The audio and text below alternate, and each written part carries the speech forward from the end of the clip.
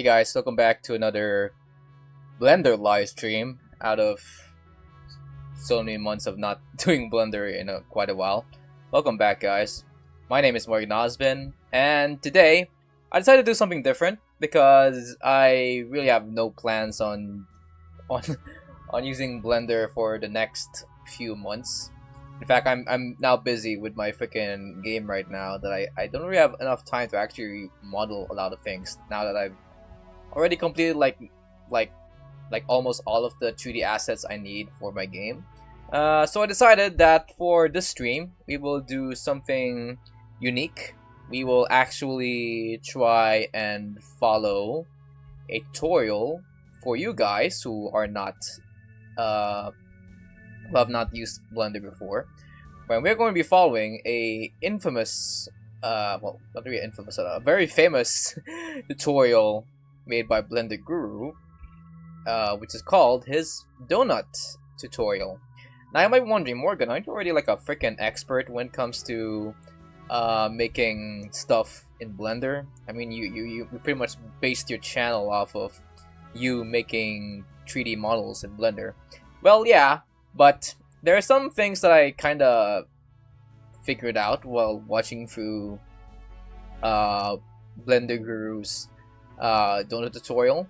One is that every time Blender updates to its like current version, there will always be something new that the Blender Guru would talk about in his donut tutorial that I would have not have known about when I first started out in freaking Blender. Like for example, during his Blender 3.0 donut tutorial, he discussed about geometry nodes in that specific donut tutorial of his, which was not available when I first had when I first followed his 2.87 tutorial. That was it was right when they introduced geometry nodes, and when I heard that Blender Guru was talking about it, I decided to hop into it, and because of that I learned a little bit about creating particles in Blender. And secondly, what I realized about Blender Guru's donut tutorial is that it is really an essential tutorial for anyone who wants to get into Blender. It's like, I don't know, baptism to Christianity, provinciano to Filipinos, and how do I say this? Freaking I don't know, like Hololive to getting into VTubers or something. It's like it's really the gateway drug to get you into 3D modeling and animation in Blender.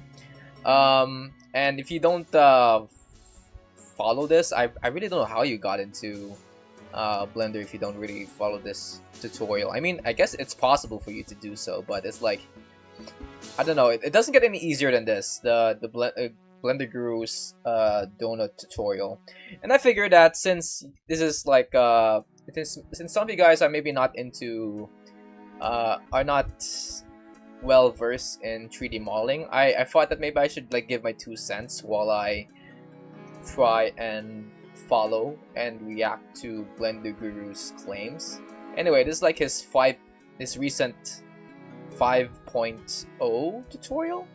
So there must be something like new that he would have added right now that I wouldn't have known about, because there have been a lot of features that has occurred in Blender since I started off in freaking this software. And just so you know guys, as someone who has been using Blender for like the past couple of years now, I think I started back in 2022. When I first started in Blender, I didn't know all of the features, and now that I am like 4 years into Blender, I still don't know all of the features in Blender. Not gonna lie guys, it's to be honest, like Blender's features are a freaking rabbit hole in itself that it's just not worth it trying to learn everything in Blender. And the reason why it's not that worth it to learn everything in Blender is because usually when you go into Blender, you usually have like a specific thing you want to make in Blender. For some people, they want to make VFX with this. To others, they want to make 3D prints out of this. For me, I wanted to make toon shaded models and animation in Blender. And learning everything from the basics to more cryptic stuff like its own video editor is just not like necessary for someone to do. And that just proves to you that the Pareto principle is like a good thing to keep in mind. So if you guys don't know what the Pareto principle is, it's the theory that you only need to know like 20% of something to be 80% of the way good at it. And the inverse of it is also true. If you want to get the last 20% in getting good at something, you need to put 80% of your effort into it. But what really matters is that initial 80% of getting good into Blender. And getting good into Blender, you only need to know like so little things. You don't really need to know like all of the things in Blender to be really good at it. Heck, I still don't know all of the nodes and the features in Blender yet. I'm now able to make animations and games out of Blender, and that's not something that most people could do. Yet I am still here, only knowing like essentially I guess 30% of Blender's of all of Blender's features. So that's a good thing to keep in mind, guys. Just if you want to get good at something, especially Blender, you don't need to learn everything about it. Just learn like 20% of it, and you would pretty much be good to go. And I think Blender Guru here and his own tutorial pretty much just gives you like, I don't know, like 20, yeah, really 20%. I would estimate that the Blender Guru's talks here really do give you 20% of what Blender has to offer, which is really all that you need to get good at Blender. And then aside from that, maybe if you want to get better at it, well, it kind of depends on what you want to use Blender for. If you want to get into animation, I suggest you learn more about retopology. If you want to get into 3D printing, I don't know, learn more sculpting, I guess. But I think Blender Guru already talks to you guys about that.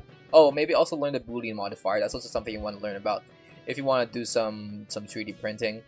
And then I don't know what VFX. I haven't any experience with VFX, but I know there are tutorials out there that would use that.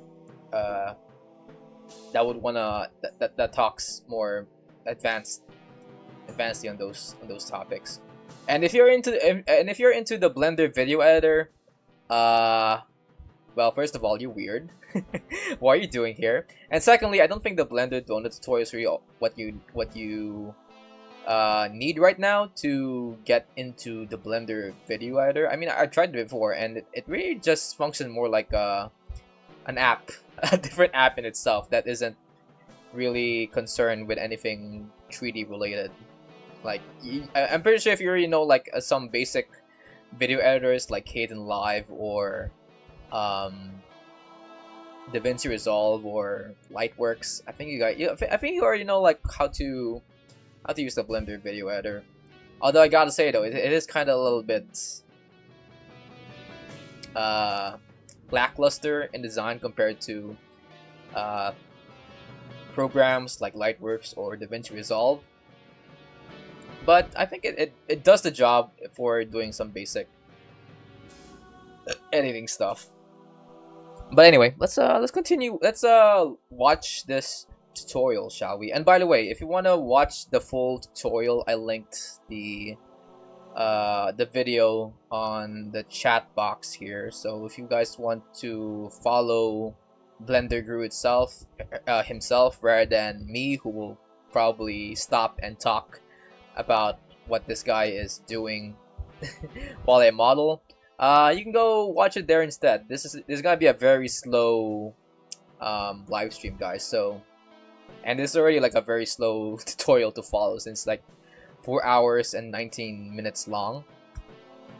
So yeah, I think we're only going to cover like chapter 1 of this. Where is it? Yeah, we're only going to cover chapter 1, the basics of this tutorial. So for this stream, because it's a very long tutorial, and I don't wanna. I want this to be like, I don't know, the second thing you watch after watching Blender Guru's donut tutorial instead of the first. Because you know the guy deserves some of his revenue. So, if you guys want to watch the tutorial, you can go watch it down in the description.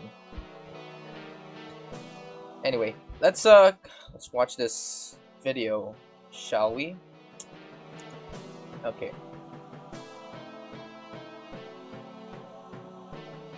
So this is Blender. It can do 3D modeling, texturing. Let me make this quieter, actually. Shading and rendering. I'm going to show you. Yeah, I know that.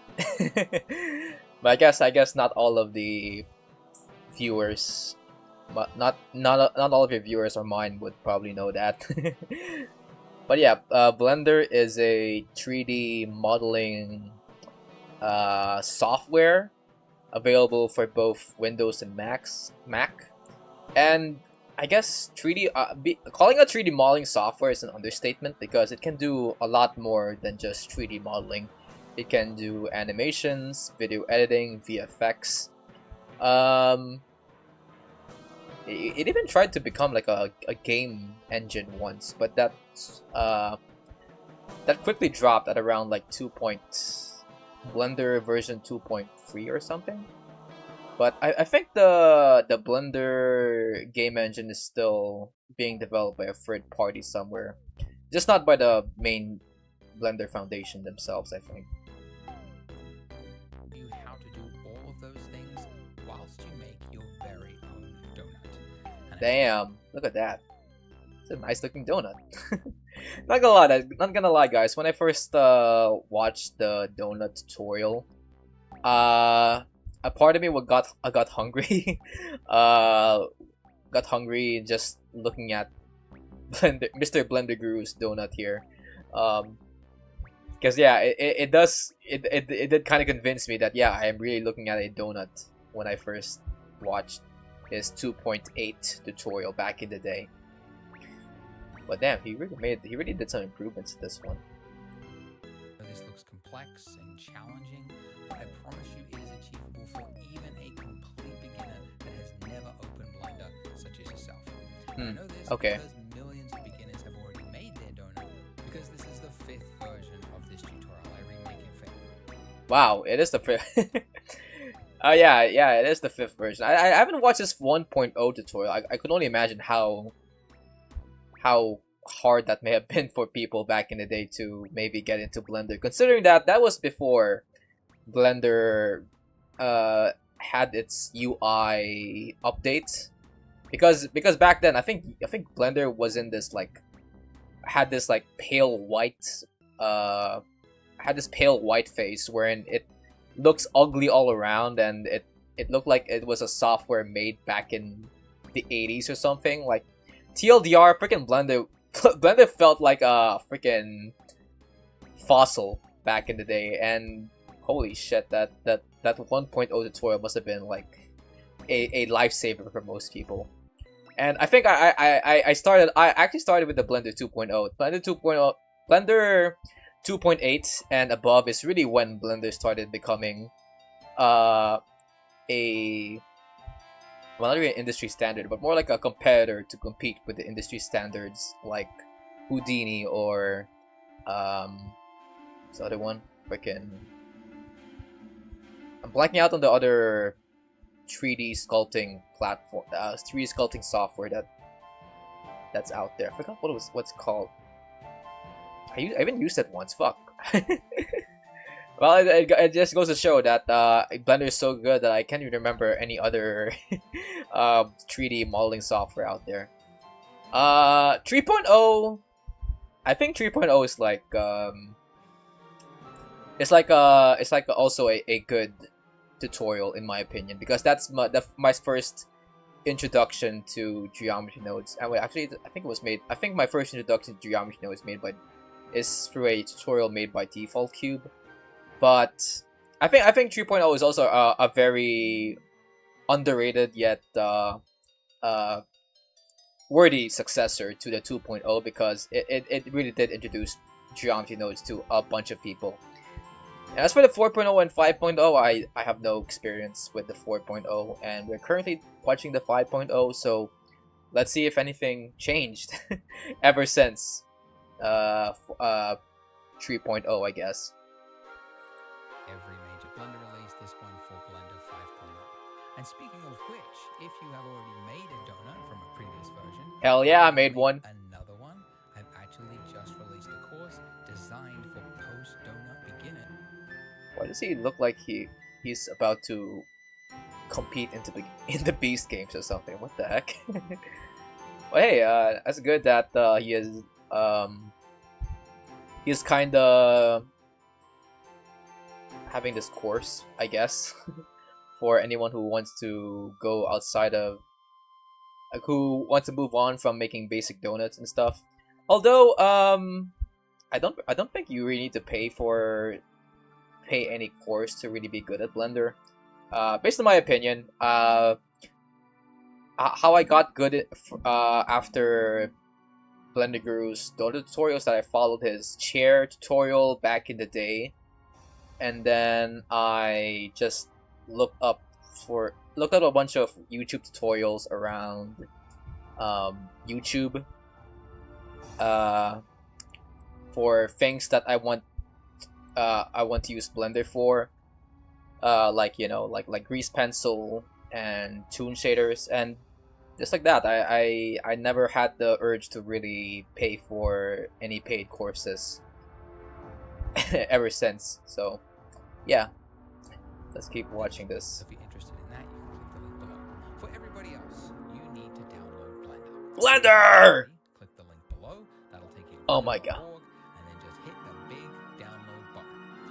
I actually don't download Blender through this means. I don't download it through their website. I actually download it through their Steam page, so that whenever I want to update to the newest release, I could just, press update on my Steam page, and boom, it's freaking updated as quickly as possible. Now, I am thinking maybe going back to this method of downloading Blender, because I am using this add-on in Blender called VRM for making my 3D VTuber models.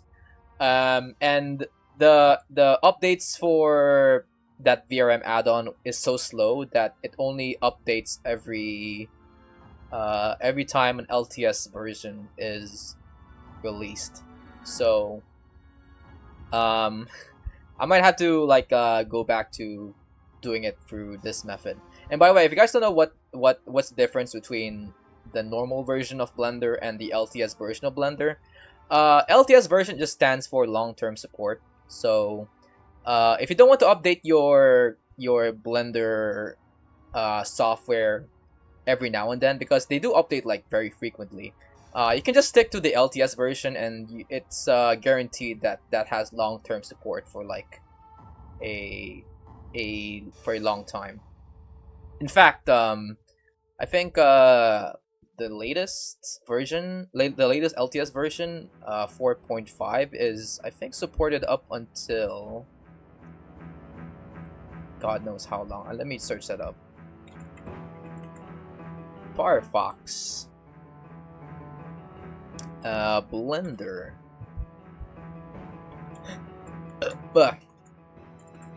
Sorry guys, I just ate a bunch of chili and I'm freaking gassed up right now. Alright, let me search up how long till Blender 4.5 LTS gets not supported. Oh yeah, okay. Yeah, so the latest LTS version of Blender 4.5 will be supported up until July of 2027. So that's long-term support for a version of Blender, compared to, say the recent version, which I think is 5.1.2. So once like the next update gets released, I think 5.1.2 doesn't really will not really work as efficiently as the latest versions. So if you want to not download so often Blender, just stick to the 4 point to the LTS version. But keep in mind that in the LTS version, because updates are slow compared in the LTS version compared to the normal version of Blender, you don't get a lot of new things every so often with the LTS version, which I don't really care about. To be honest, guys, I don't really care about all the new features in Blender. What I know back in the day are still the go-to tools in Blender that I still stick to compared to any new things that Blender introduces, and that's just because I have like a specific purpose to fulfill in Blender, and most of the tools that Blender introduces to me is more so for other people who have other purposes for Blender. But anyway, let's continue watching this video. If you're on Windows, that'll download executable, which you should install. If you're on Mac, it's an application, you go to applications folder. And also, if you're in school or you're on a work computer that won't let you install anything, you can still use Blender. If you download the What? portable Portable zip version of Blender, zip version of Blender. Anyway.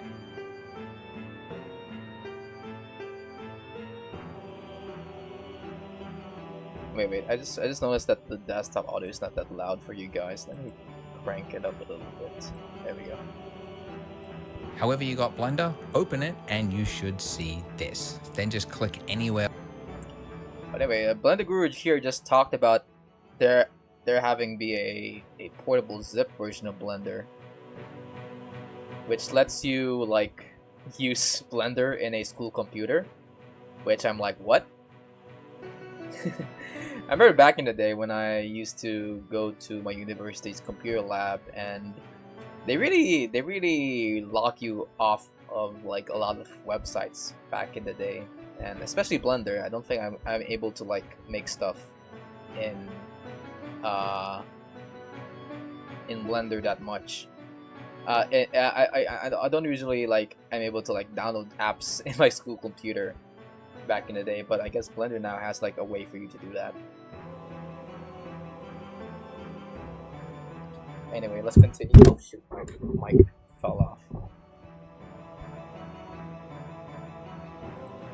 Off the splash screen to close it, and you're in Blender. Hey, welcome. Hey, so we're in Blender. This big section, this big gray area here. Before we can start, in tradition, we get rid of the cube. But I think, if I'm not mistaken, I think Blender Guru would still do stuff with the cube, I think. Okay, let me just make this quieter, I think. Okay. This is your 3D viewport, and it's where you'll spend probably 98% of your time, because it's the 3D world, whether you're... Well, for me, I think I spend like 60% of my time in the 3D viewport, and about 40 to 45% of my time in the node editor. But that's like another story, another time for you beginners out there. Making a character, you're building an environment, it all happens right here. So the first thing you need to learn is how to move around in this space, and you can orbit by middle mouse pushing. So your scroll wheel, if you just push... Oh yeah, this is I think my first time I ever discovered the fact that the mouse that I have has 3 buttons to it. Because back then I'm only familiar with the left mouse button and the right mouse button, but I didn't know that the freaking mouse wheel has a freaking button in and of itself that you can click and drag around. And I think Blender is really the first and mostly only time I ever used like the middle mouse button to move stuff around in the software. I mean, it's like a very hidden feature of a mouse, you know, the middle mouse button. Yet it's here, I guess, for some reason. And now whenever I freaking have to go somewhere to I don't know, teach like a friend or a family member how to use Blender, because they do sometimes use Blender for their work and stuff. I always have to tell them in advance, hey, do you guys have like a mouse with a middle mouse button? Because there are some mouse out there that doesn't have like a middle mouse button to them. And usually they would initially go, yeah, we do have, but then when I go to their freaking place, I see their mouse and I start clicking on their freaking mouse wheel and nothing is happening. I'm like, you don't have a mouse with a middle mouse button, holy shit, what did you do? We can't start Blender without the middle mouse button, you freaking ass. But if you guys don't have like a mouse with a middle mouse button, there are ways to kind of use Blender without having to use the middle mouse button. I mean, you can pretty much like orbit around your view by clicking on this freaking axis on the top right here. And I think Blender Guru would also tell you about all the other ways you can not use the middle mouse button in Blender. But I mean, for my recommendation, I feel like you guys do need a middle mouse button because it just makes your workflow in Blender much faster and stuff. You don't have to worry about like all of the buttons you need to press, even though with the middle mouse button you still have like a lot of keyboard shortcuts to remember. But still, you know, having a space in your brain to not worry about what buttons to press to be an alternative to your middle mouse button is going to be a game changer for some people. It in until it clicks, that's your middle mouse button, and then if you just drag that around, you can orbit. If you don't have a middle mouse button, a lot of people don't, they're on like a laptop with a trackpad or something, you guys will struggle. It's definitely easier if you have a mouse. But in a pinch, top right hand corner, you just mouse over this little circle, and then just click and drag on that. That'll do the same thing. Let's go. Or the third alternative way to do it, edit, preferences, and then underneath input, emulate 3-button mouse, and then if you hold down Alt and then left click. Oh, wait. Let me see that. Mr. Guru here is telling me that there is a emulate 3-button mouse under mouse.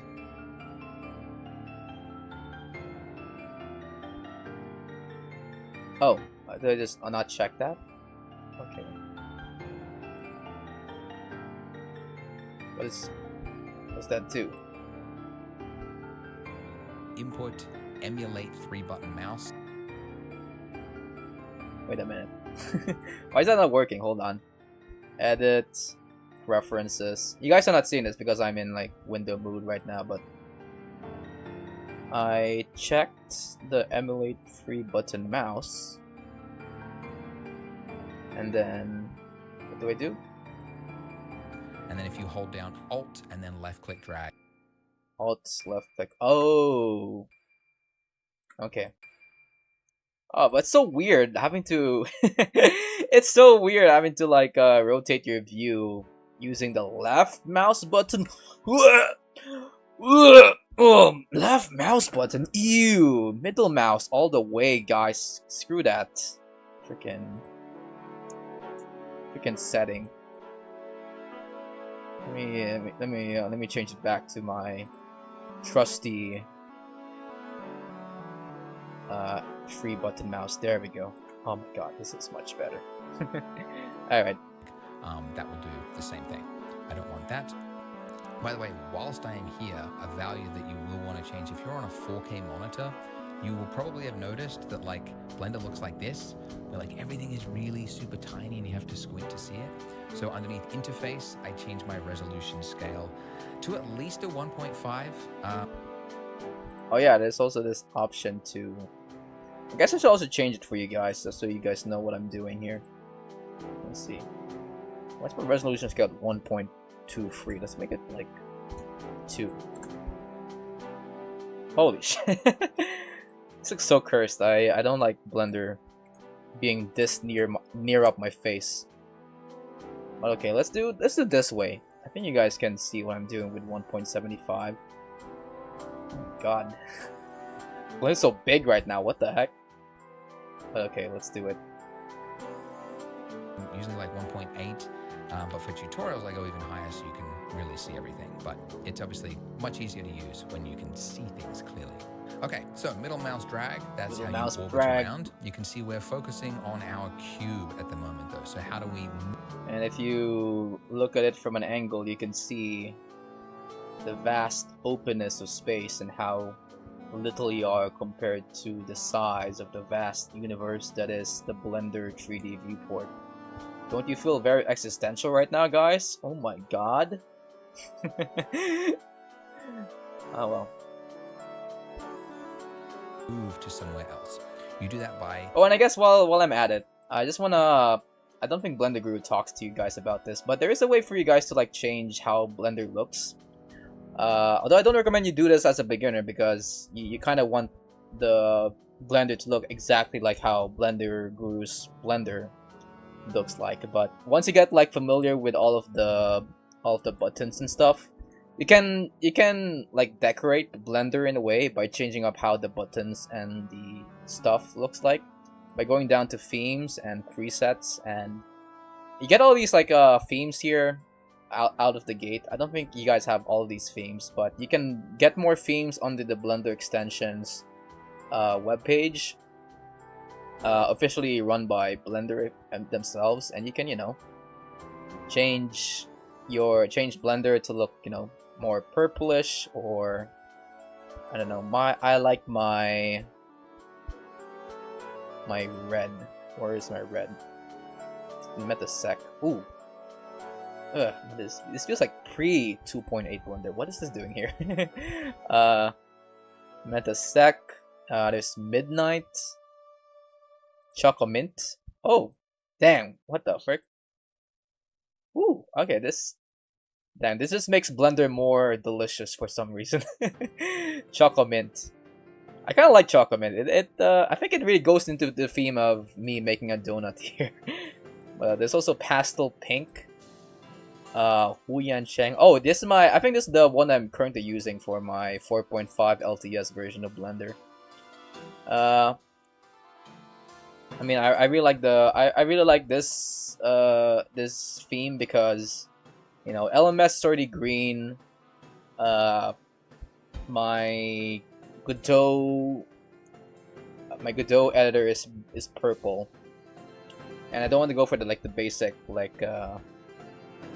basic black of Blender, so I went for like, you know, something that's more in line with the logo's color theme, which is orange, and it's the closest thing I found in the Blender extensions page. But I guess for this tutorial, let's go for Chocomint. I feel like a baker with this preference here, with this theme here.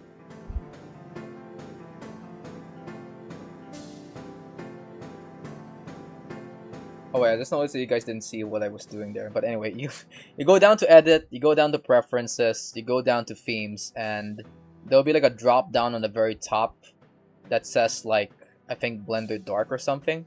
You can change it to anything you want. There's like a list of options you can go through. I went for like a customized version I downloaded before called Chocomint.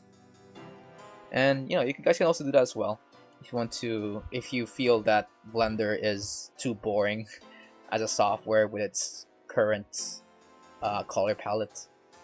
Shift middle mouse drag, and that will pan you somewhere else. You can also, over here on the side there, click that little hand. That will do the same thing.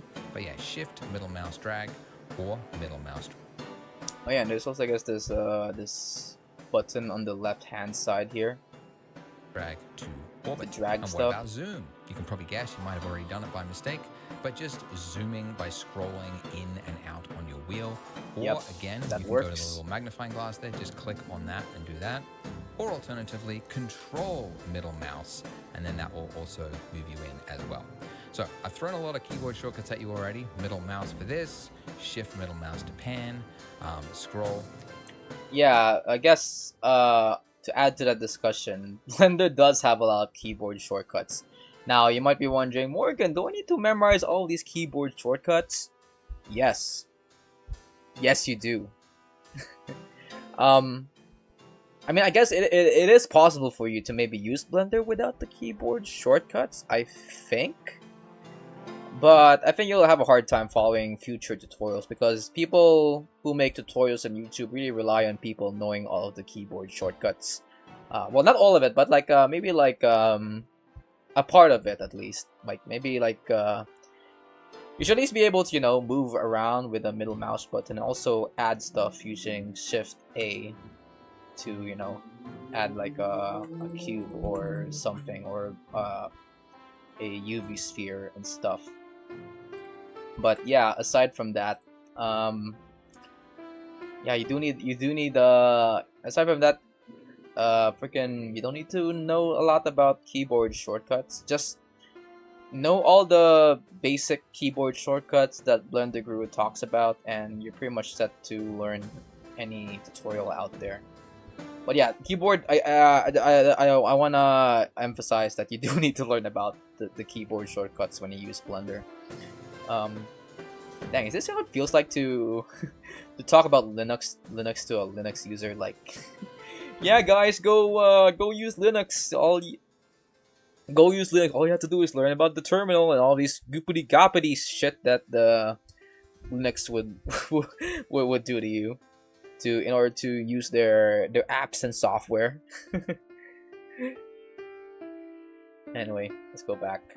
If you don't want to have to remember all the hotkeys, because I'm going to throw a lot more at you. If you don't want to have to write them down yourself, I have done it for you. So I put together a Google Doc with all of the most common hotkeys and shortcuts. Oh, a cheat sheet. Okay, let me see that. Let me pull up a new tab in my in Firefox here. Let's search up donut tutorial. Save it. Did I save it somewhere here? Keyboard. There it is. Okay. Let me review his cheat sheet here.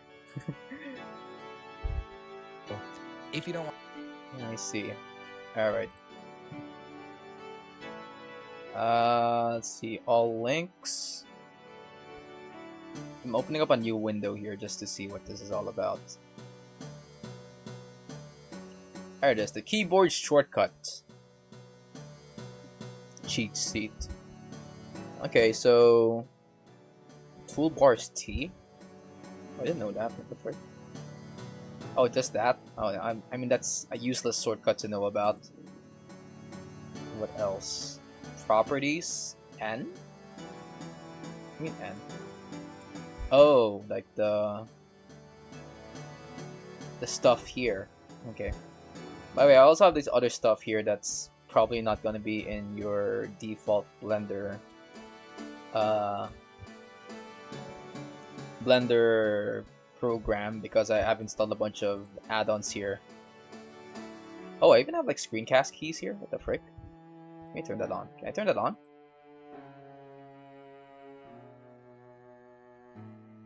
I guess not. Okay, I guess I can't record my keyboard shortcuts here. But anyway, let's go through the cheat sheet here. Let's not rely on Blender Guru too much here. Delete is X or delete. I know that already. Search is F3. Oh, that's actually a very useful shortcut. If you guys don't want to like perform a specific action and you don't know what buttons to press, just press F3 and type in the search bar here what you want to do, like I don't know, like maybe subdivide. We can do a subdivision surface here, and let's see if this works. Yep, it works. Subdivision surface is just adds a bunch of vertices into your model, which I guess is still confusing for some of you guys. But hey, you know, just go to show that the F3 shortcut is your go-to guide if you want to perform an action in Blender, but you don't know the right shortcuts, keyboard shortcuts to get there. What else is here? You also have, okay, move, scale, rotate. I know that already. Also a bunch of numpad stuff here. And oh my god, how many pages of this are here?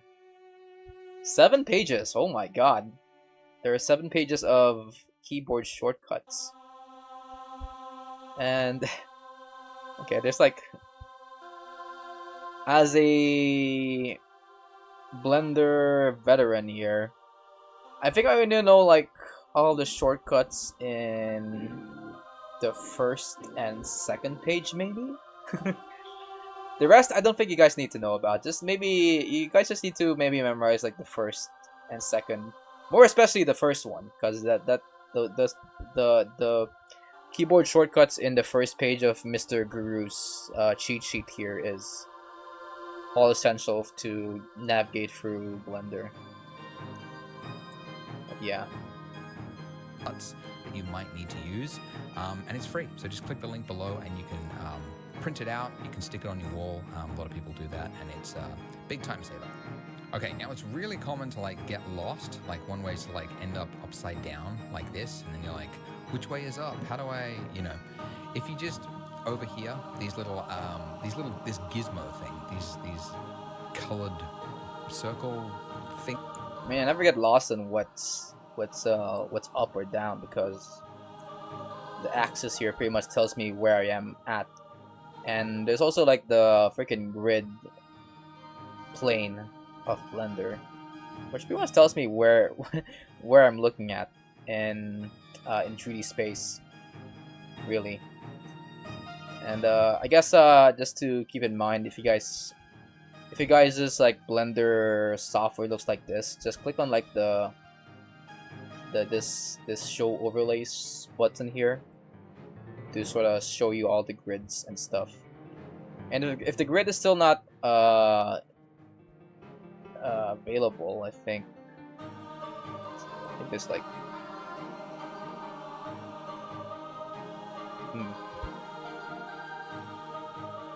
no, I think you just need to click on that. You'll pretty much know now. You know, you'll pretty much be shown the grid once you click on this button right here. What else? Oh yeah, if you guys are have experience in maybe any other 3D modeling software, just keep in mind that Blender's up, but the Blender's axis might be different compared to your previous 3D software. So the x-axis in Blender is the left and right of Blender's 3D viewport.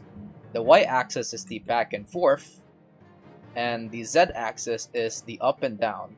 That's something I kind of found out about Blender, is the fact that it has like a unique way of incorporating its 3D axis. Because I know in Godot, the y-axis actually is actually Blender's z-axis in a way. So yeah, that's just something to keep in mind if you're going from one 3D software to another. To any others out there who may have no experience with 3D software, you don't need to know about 3D about the axes that much. With lines, those are your axes. So if you just click on one of those, that'll reorient yourself. So the Z, that's the top axis, and then you're back, right? Oh you yeah. know which way is up, because it's that way. I really do sometimes use this. Another way, like if you got like really off into the weeds, like you these were perspectives here, and you're like, that how do I get back to where I was?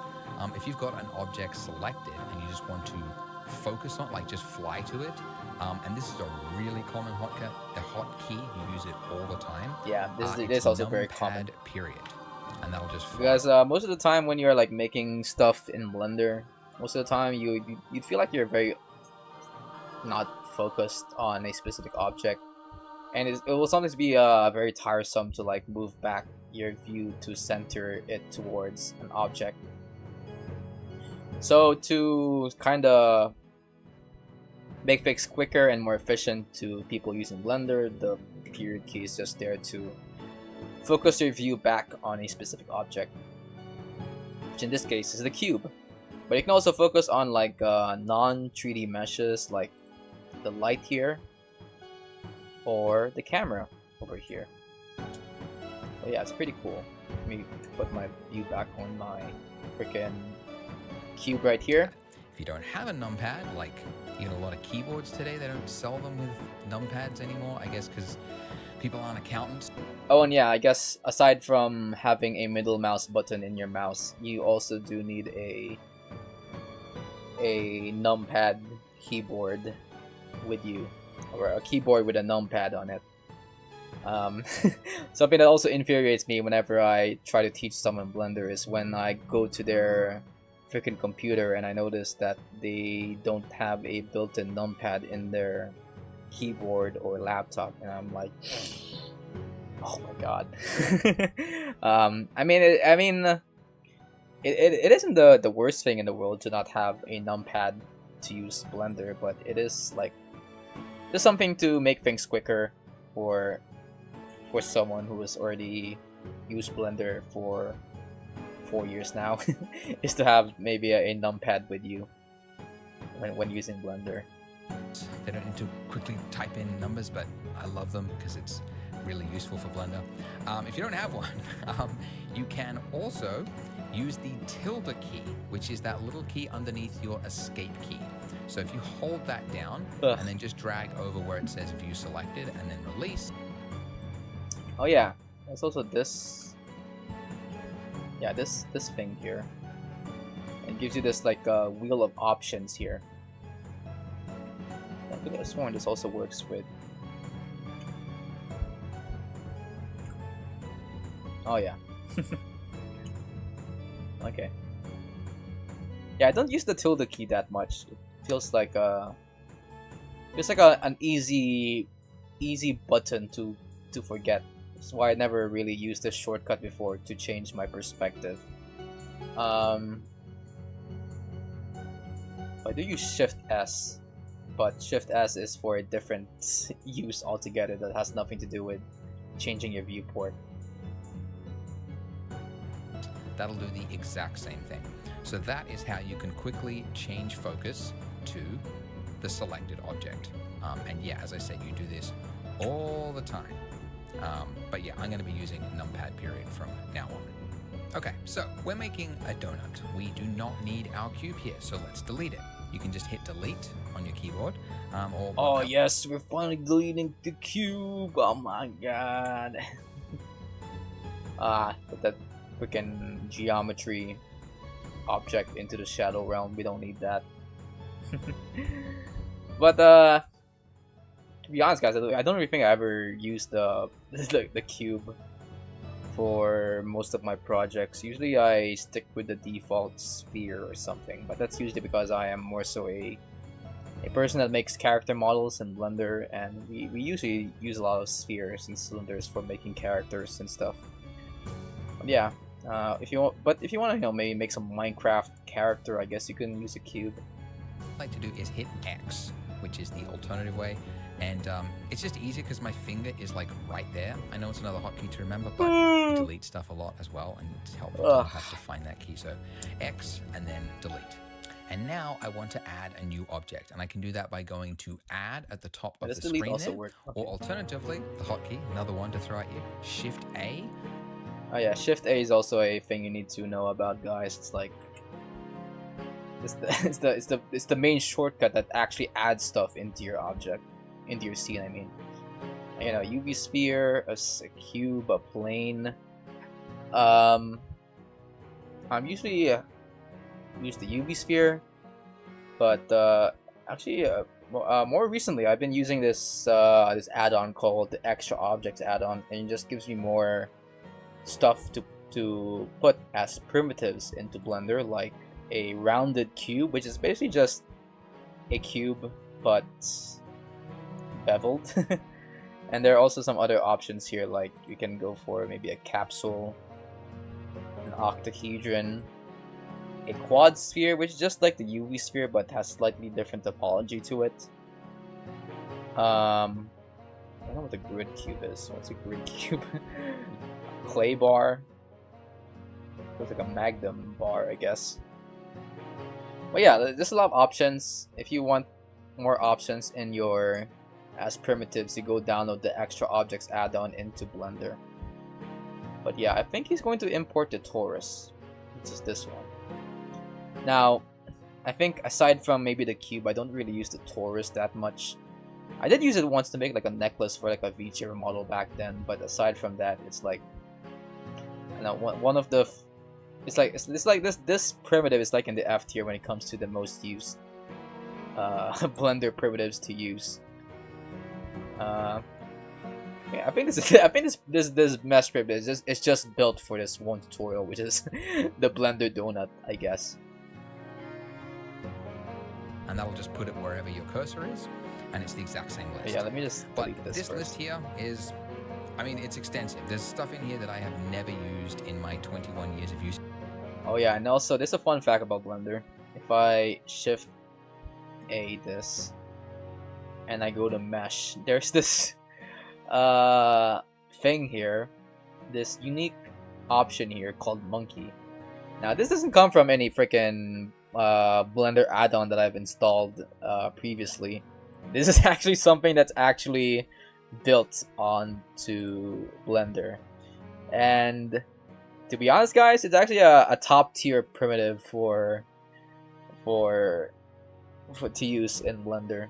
I mean, I don't actually use this to model stuff in Blender, but it's just a very useful primitive to use if you want to test out some materials and textures and shaders in Blender, if you don't know how to look through a more complex shape. Like the freaking monkey is just here to as a debugger tool for Blender artists. More specifically, I think Node people who make materials and shaders in Blender. This is like a very useful model or primitive to use if you're into making shaders or materials. Blender speaker, never ever used it, don't know what it's for. Most of the time what you're looking for is underneath. Wait, what did he say? Speaker. Wait, what? Okay, that's something I don't know about. What is that? What's that doing in Blender? Why is there a speaker here? Add a speaker object to scene. What the frick does this do? What? Speaker. Are there like any...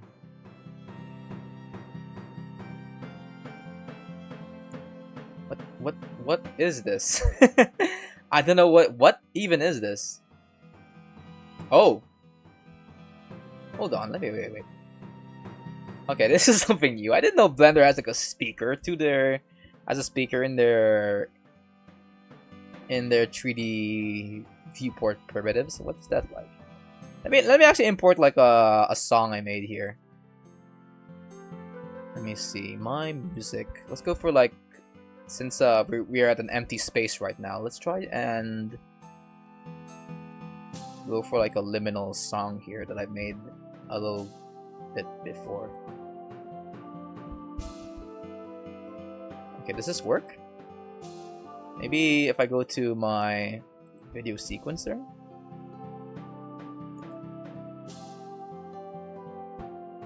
No. Movie clip editor? No. How do I play this?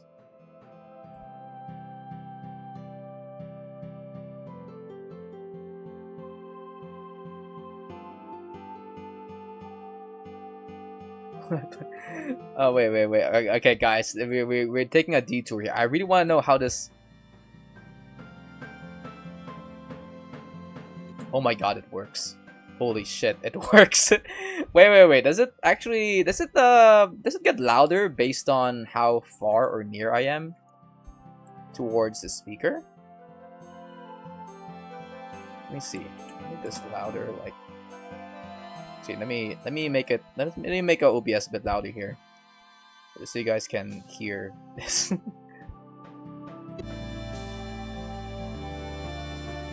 And I guess while we're at it, let's also increase the frame rate here.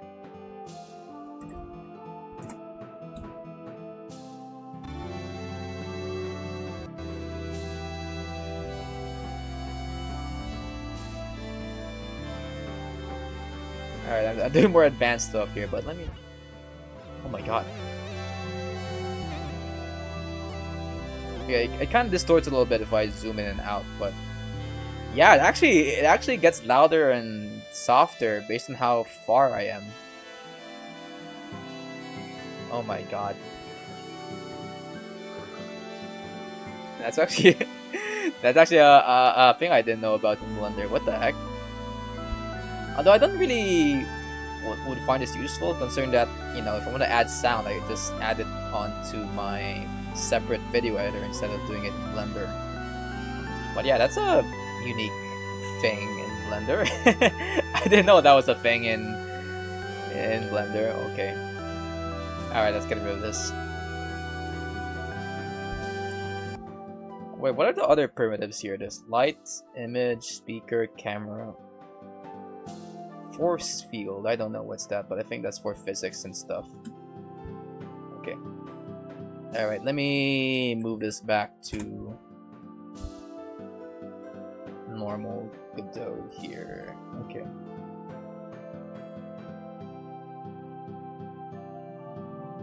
There we go. Actually, no, it's a time off. There we go. And move this here, move this here. Okay. Nice.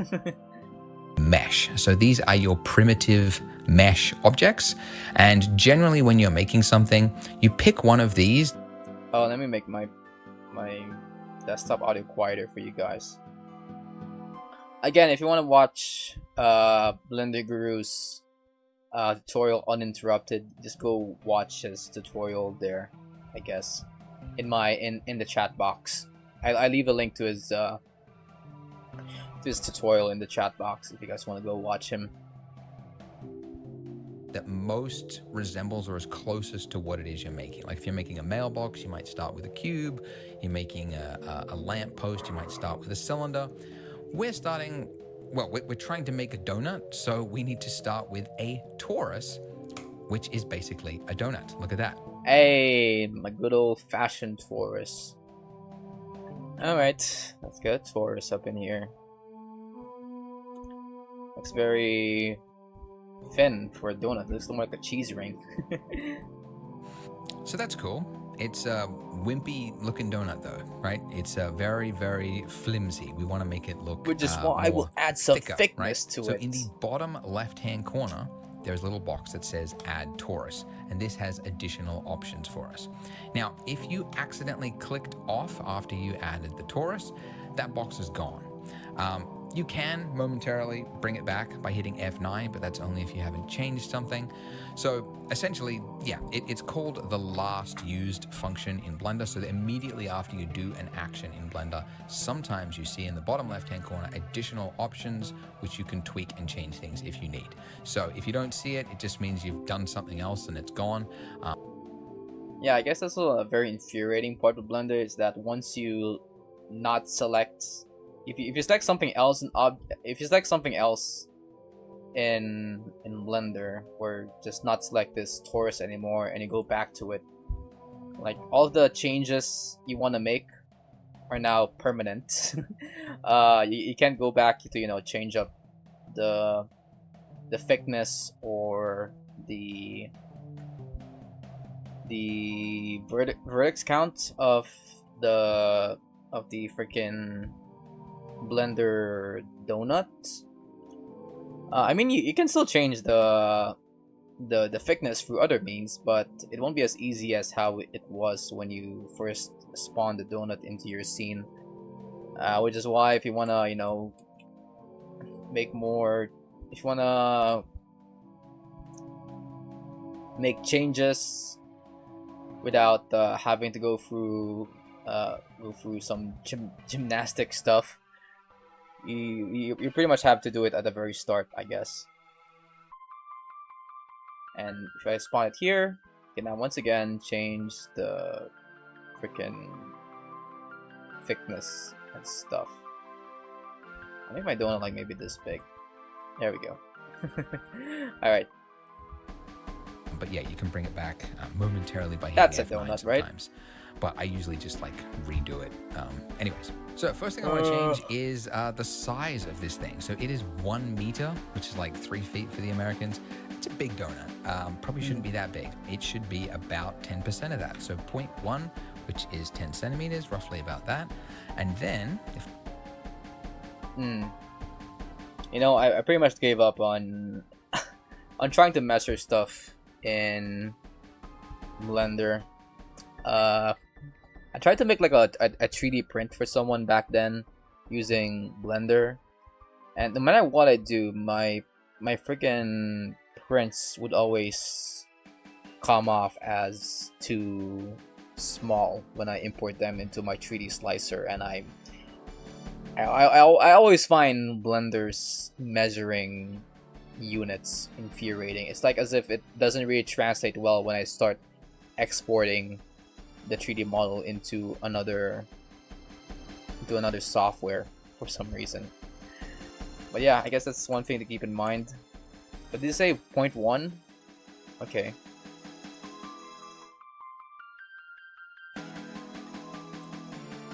And make the minor radius like this. Okay. There we go. That looks like a donut. Let me just make it. Yeah, maybe this one. This could work. I zoom in by scrolling forward, I just need to change my minor radius until it looks somewhat like a donut. So I want to just orbit up, right, and around. So I'm just middle mouse moving so I can see the inside. Then I'll just scroll in like so until, yeah, and I'm just going to change this value until it looks like a donut. Oh, never mind. I was about to say that he made his donut look so thick in his render. Now, but no, you can see as I move this, like it's going really quick and I can't get it on the right value. Oh yeah. I just hold shift if you feel like things are going too fast. Shift and left click and drag. So when you're clicking and dragging on a value in Blender, if you hold down shift, that will use smaller increments. And that's another one you use all the time because it's, yeah, sometimes you need small values and it's helpful to get smaller increments like that. So that's pretty good. I might go with that. Yeah, about a 0.057. Okay. And then the other thing you can change here is like the resolution of the donut. You know, you can go like really PlayStation 1 graphics, maybe. I'm going to keep it at 48, but I'm going to increase the other one to about, yeah, let's go 18, like that. 16, 18, yeah, we'll go 18. And that's just a little bit more resolution, and it's just going to help. I like to keep my initial vertex count relatively low. I don't go for very high. Although it kind of depends on what you want to use Blender for. If you want to use Blender for 3D printing, you might want to start with a very high vertex count.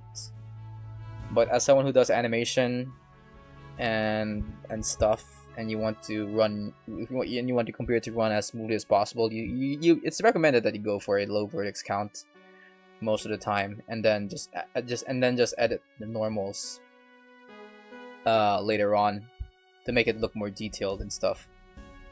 Plus a little bit later on when we start to shape the donut. Okay, but once I've got that, I can just click off, and now those options are gone. We've committed. That's it. That is the starting point. All right, of let's our go. Donut. Now, the next thing you're probably wondering is It still kind of looks like PlayStation 1 graphics, Andrew. And that's because Yep. it has flat shading. So basically there's two states for a mesh. There's smooth shading or there is flat shading, and it There defaults we to go. flat. If you want to change it to smooth, Just right click and brush shade smooth. That pretty much does the job. I know I think for some occasions I do use auto smooth, and just to give you guys an idea of what's the difference between auto smooth and smooth, I'm gonna bring back the good old cube here, and let me go and shade smooth this. Now, the problem I have between smooth with a shade smooth operation of Blender here is that when it comes to like objects with supposedly sharp edges to it, the sharp edges of it is like less likely to be seen if you go through the shade smooth operation of Blender. But if you go for auto smooth, it would keep in mind all the sharp edges of my cube, and it would pretty much just keep it throughout the entire render here. So just to give you guys an idea, this is a cube that is shades auto smooth. This one is auto smooth. This one is smoothed. And you can see this feels more like a cube that you would see in real life compared to this one, because the shadows are landing more perfectly to real life in this cube compared to this one. So yeah, that's just something to keep in mind. But if you have like rounded objects like a torus, it's better off if you just go for like the basic shade smooth operation of Blender. just right click the object and then go shade smooth like that, and there we go, it's fixed. So basically shade smooth, without getting too technical, anytime there is like two faces, it just kind of smooths out that point like fakery. So it's not actually adding any additional computation times, which is important, but it's appearing to the eye to be smooth. Yeah, just to be clear guys, if you want to, like, say for example you made this donut and you thinking, oh, we should 3D print this, well, when you start 3D printing this, the freaking donut will still look like this, you know. And the reason why is because this shade smooth operation just applies for things that you want to look right visually in your computer. But when you start to maybe like 3D print this through a 3D slicer and 3D printer, it would look more like this. And there's a way to kind of stop it from doing that, and it's by instead of shade smoothing things, you go down to the modifiers tab of your Blender software, go to generate, and look for, where is it? There, subdivision surface. And that will add more vertices to your model. And the more you add vertices, the more it looks more rounded, just like that. And when you start printing this onto a 3D printer, it will look more like this compared to how it looked like before, which is this. Okay, I'm getting way too ahead of myself. Let's get Blender Guru back in here.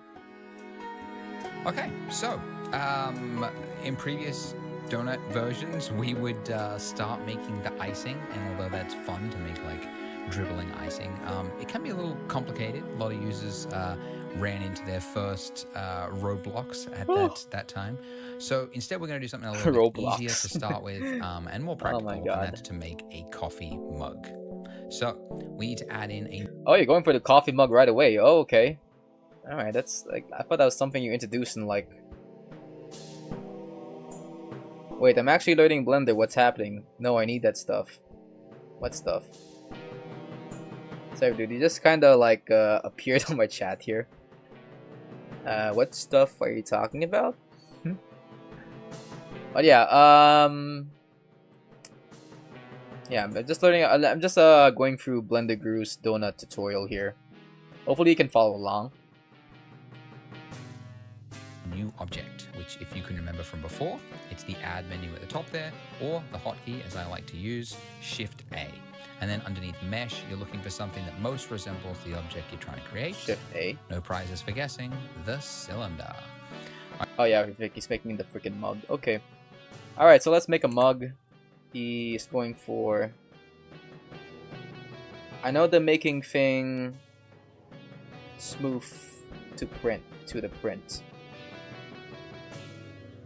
The making things smooth to the print. Oh, just if you want to make things smooth, just add more, you know, add more vertices here by going down. Well, first you go to your wrench here on the right hand here. This wrench icon that says modifiers. You go down there, go to add modifier, then generate.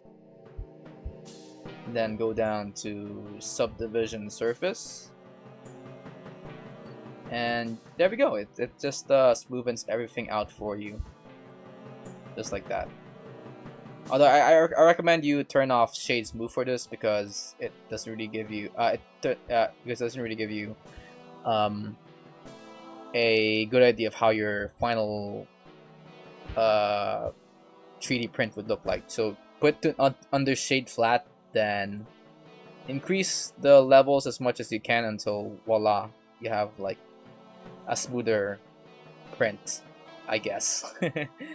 Although this method doesn't always work on all 3D prints. There are also other methods you can try, like going down to sculpt mode here and going down to remesh and remeshing it here. But let's not get into that for now. That's like a expert thing to learn about after you learn about sculpting and stuff. Anyway, let's go back to Blender Guru here. Okay, so it comes in very, very big. Oh yeah, I forgot to make my freaking cylinder. Oh my god. Alright, let's make a cylinder.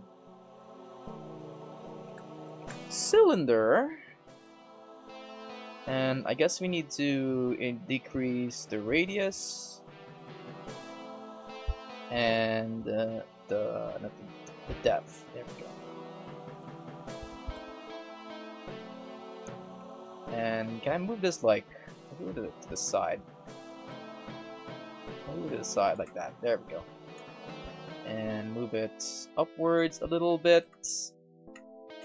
I don't usually play around with these numbers, but you know, since Mr. Guru here is gonna be doing some stuff, I might as well do it right here.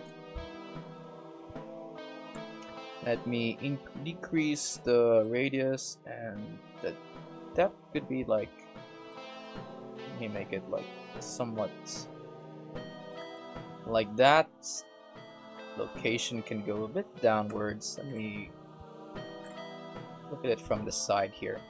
There's also a good reason why you should probably look at it on all angles, is to, you know, see whether the mug is hitting the floor, which to the keen eye is the yellow line here if you're looking at it from the right side, and the red line if you're looking at it from the front side here. Let me put this down a bit like this. Okay, there we go. Completely engulfing our donut. So again, in the bottom left hand corner, click that little add cylinder, and then I'm going to change the radius first of all, just to bring this back. You can like do this after the fact, like resize something, but it just helps you can to, do it, you know, at this point after the see fact. it all together. I think I'm going to make it around holding down Shift and just kind of drag it back and forth. Yeah, about 0.13 or exactly 0.13. And then the depth, this is just the height of it. Oh my And god. again, you can change this later on, but just want to see it roughly. This is the a right 4-hour size. tutorial, by the way, The big one so that's important buckle is up. the We're gonna be here vertices. for a long time. And we're actually going to make this look more low res. Now, why would we make it look more low res? Want to make it low res because you're gonna be using the subdivision modifier, Mr. Guru. Yeah. Again, I like to start off with low res and just add more details later on, so that my computer can slowly, well, not only for my computer but also, you know, so that's easy for you to modify your 3D model in the initial part of your project. So we can go over maybe like 16. Yeah, 16 is good. Because now it's obviously very jagged. What's he going for? The reason for this is that 16 as well. Very soon we're going to be adding in something called a subsurf modifier, which adds over the top of our existing mesh. It adds more geometry, like it doubles the geometry and it kind of smooths it out. So actually, if you start too high like this, then you're adding, like, doubling that geometry and doubling it again, and then you can quickly end up with something.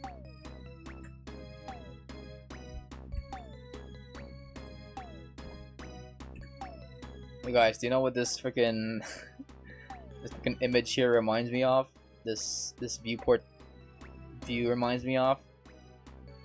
It reminds me of the fourth panel of that comic Lost. If you guys are like old meme heads, you probably know what Lost what I'm talking about.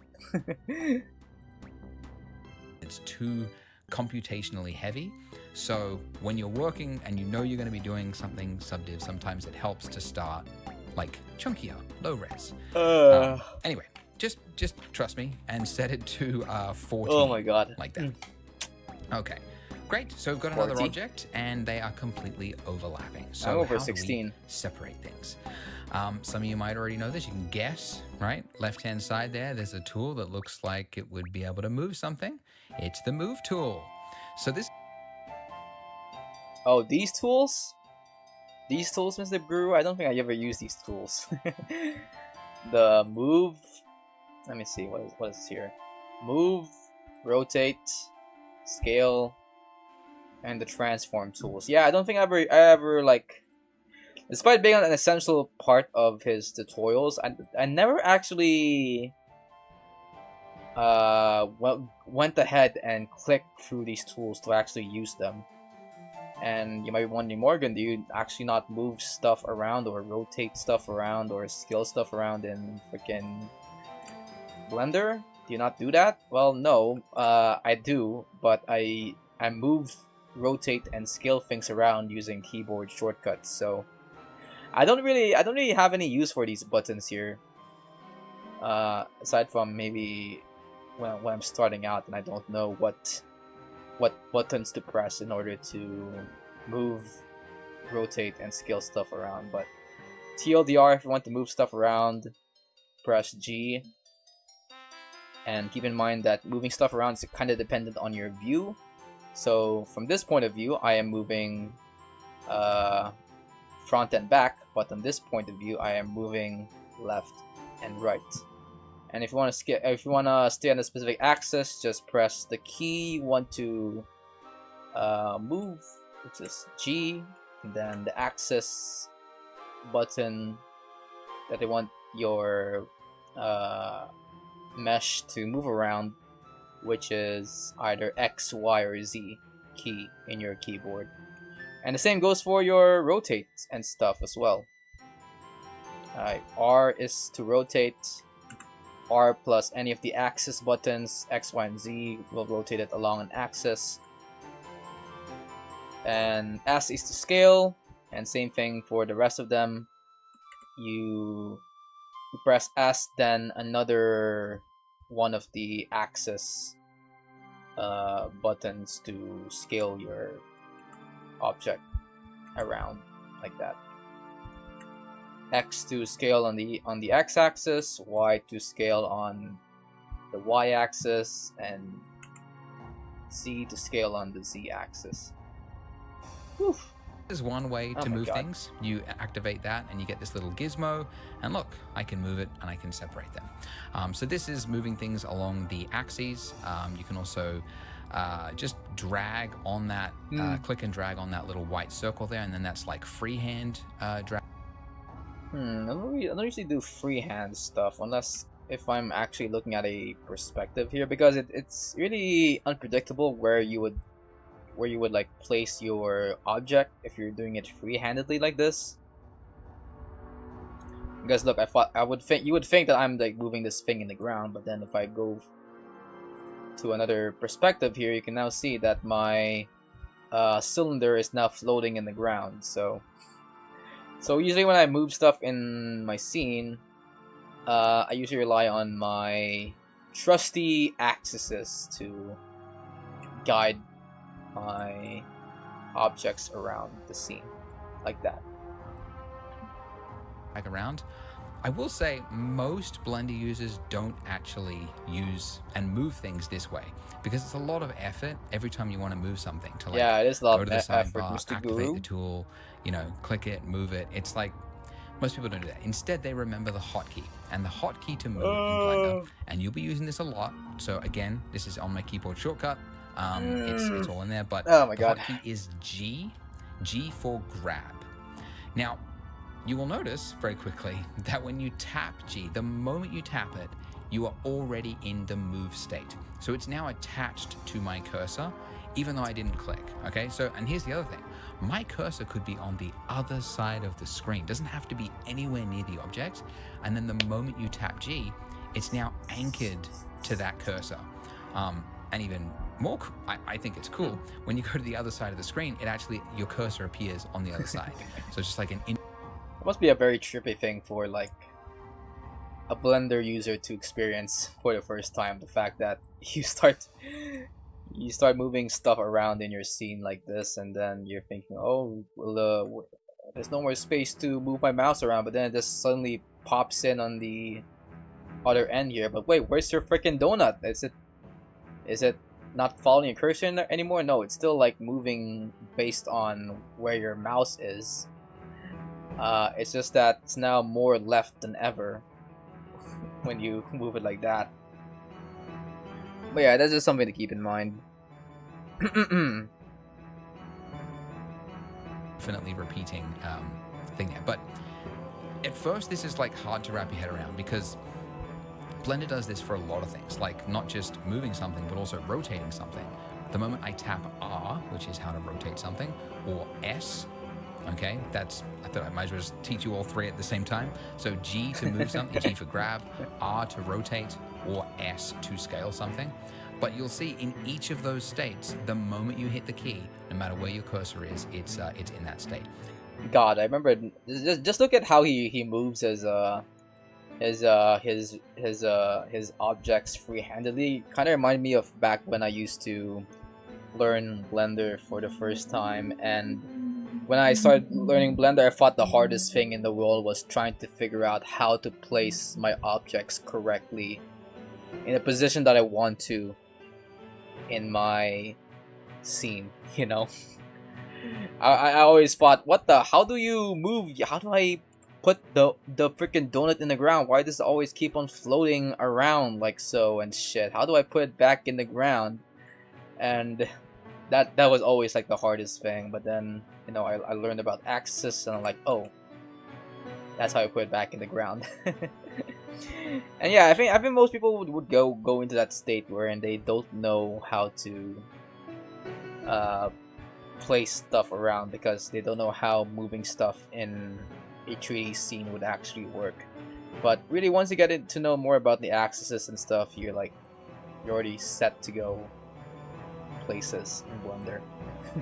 And that's actually a good thing because, as I said, the number of times you need to move things and rotate and scale things in 3D, if you had to every single time change the tool, then move your cursor over to it, click it, activate it, that's a lot of extra steps. So it's actually really cool to have this. Sorry, let me just adjust my seat here. Alright. It's like just one tap key and it's already activated. Anyways, okay, so but whilst I love my keyboard shortcuts, Mr. Guru. G, I can also lock it to a specific axis, just like with those arrows that you saw before. So just when it's in that move state, you tap the axis you want to move it on. So that's the X axis. The Y brings it back and forwards, and the Z is will you just be going around the navigation up stuff and down. here? Okay, and that's correct. Alright, let me just skip through this. Because there's no like letter is which axes you set. I never need to know more about this. But I mean, how do I change my view? I pretty much talked to you guys about how to move around. So I'm no longer just pivoting on my donut. I want to shift my focus to that selected object. It's number pad period. Or again, holding down that tilde key under your escape button and then hitting view selected is the same thing. Okay, so let's make this look like a coffee mug. So we have to edit this coffee object, mug. and to edit an object, we have to change what mode we are in. So in the top left-hand corner of the screen, there's a little drop-down, which if you click, we can change it into edit mode. Oh yeah, edit mode, this way. Or you can just press shift. That's also a shortcut to keep in mind if you want to get into edit mode quickly without having to go through the buttons around the Blender program. Okay, so when you're in edit mode, you can see the state has changed. The object that was selected now has a bunch of points and lines on it. And you'll also notice whilst you're in edit mode, you can't actually select any object. And it's worth pointing out this because this is a really common thing. A lot of beginners, they say, I don't know what happened, but I couldn't select anything in Blender. And usually it's just they're in the wrong state. They're in edit mode, they forgot, and then they tried to like... You can know whether you're in edit mode by just looking at, well, you guys can't look at it right now, but if I shrink my video here, yeah, see in the top left, it says here edit mode. And if you're in object mode, it will say that you are in object mode. And if you're in edit mode, it would tell you that you're in edit mode. So yeah, if you don't know what mode you're in, just go look at the top left here. Like, come over here and then click something and they're like, why is it not selected? Okay, so you have to be in object mode if you want to select an object, and if you want to edit something, you have to be in edit mode. But going to this drop down and doing this time and again would again be annoying. So Blender, of course, has a hotkey for it, and that is tab. So tab will just cycle you in and out of object and edit mode, just those two states, which is great because you need to use this all the time. So you usually come in, do some editing, go back into object mode, select something else, edit that one, go back to this. So that's, yeah, good one to remember, tab. I saw there's a way to speed that workflow up. I forgot how to do it, but I know there's a way to actually select the any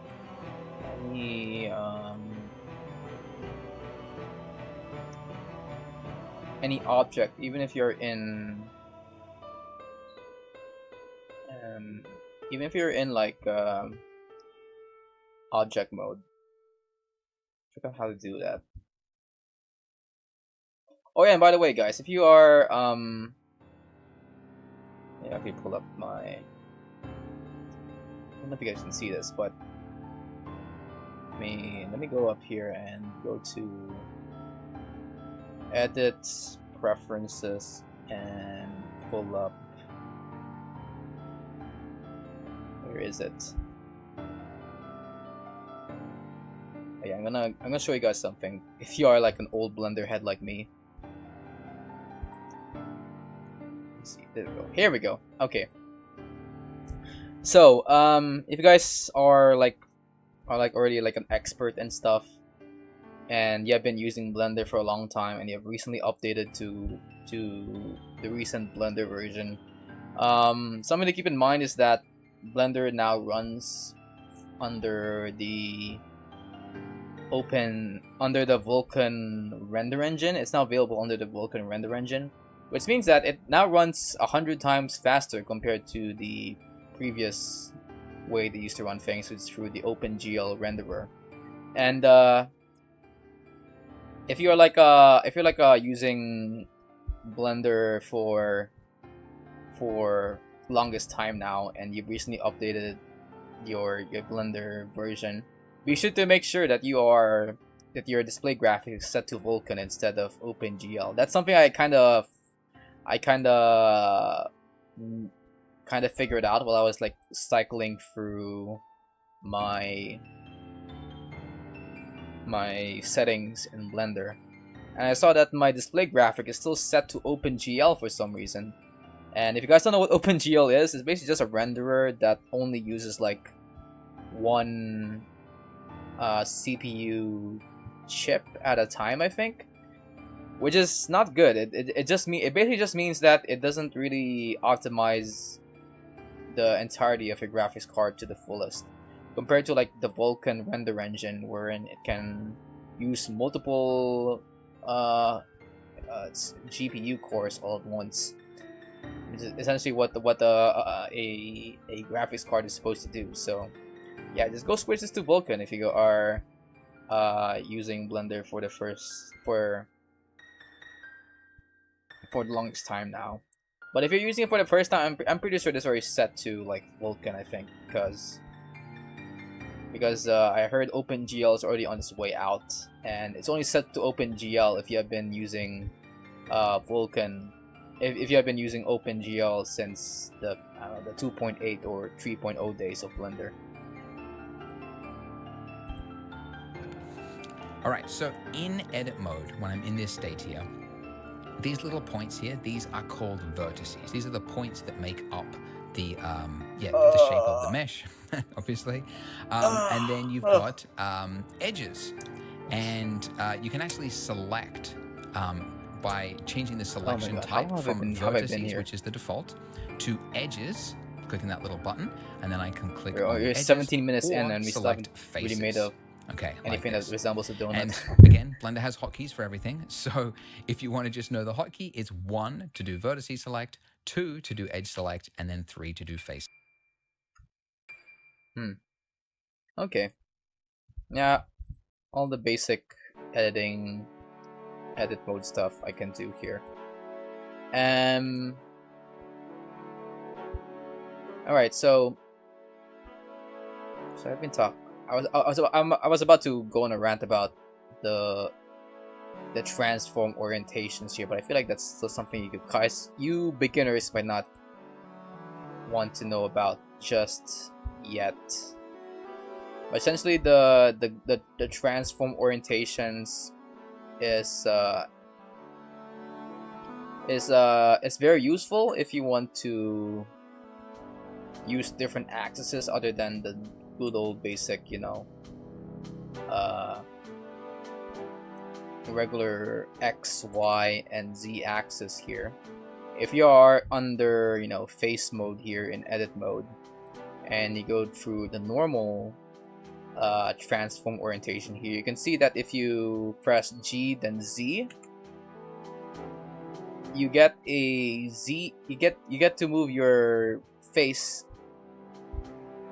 at a different axis that's not the regular Z axis, but the normal Z axis of the face you just selected. So this whole transform orientation is pretty useful if you want to move your faces based on which direction they are facing at. So for this one, if I want to extend it along the direction that this face is facing at, I can go to normal transform orientation mode here under edit mode, then GZ, and there we go. And I pretty much just made a whistle here. I just realized. But yeah. That's just something to keep in mind. Again, make sure you get my keyboard shortcut guide, because it's a lot to remember. Oh my god. So I want to select the top of this cup here. It's got a lid on it that I don't want. So in face select mode, selecting that face, I'm going to hit X. Now it's going to ask me, what part do you want to delete? Which might sound redundant, but there is quite a lot of times in Blender you want to delete, even though you've selected a bunch of faces, you want to delete the entire vertices of those faces. So we have to confirm we want to delete just the faces from this list. And okay, just for you guys any curious about what happens if you delete, like, say, like the vertices instead of the faces. Vertices will delete all of these points here, aside from the face that you just selected here. Meaning that if I delete all the points here, what we'll be left with is just a flat face here. And I think the same goes for the edges here. Now, this will not only delete all of the face that you just selected, but also all the edges or the sides that make up this face. So I think this will also leave you with the same old, yeah. We'll leave you with this little circle with a few lines protruding from it. But I think the vertices still stays intact, yeah. But if you want to delete just the face, let's go delete the face, just like that. There we go. So we've now got a cup with a hole in it. Great. But this cup will not do. It is too paper thin. We could cut our finger on that edge there. So we need to add some thickness to this cup. And while we could do this in edit mode, like you could select everything and extrude it in and whatnot, we don't. Before we continue with whatever he's gonna do, I just want to show you guys how you would actually do it in edit mode. So let me select. There we go. Let me select all of my stuff here. So to make your cup thicker purely from edit mode, you just select all of your faces. Then under faces here, you go to extrude faces along normals, and just like that, you pretty much have a mug, just like that. Now the only problem with this is that your faces will be facing the wrong way, and by wrong way I mean like they are facing inwardly instead of outwardly. You guys can see this through this perspective alone, but it will sort of influence the way your mug will look like by the end of when you start rendering this in rendered mode. So to fix this, well, we first need to know whether our faces are facing the right direction, and aside from maybe a slight color change with the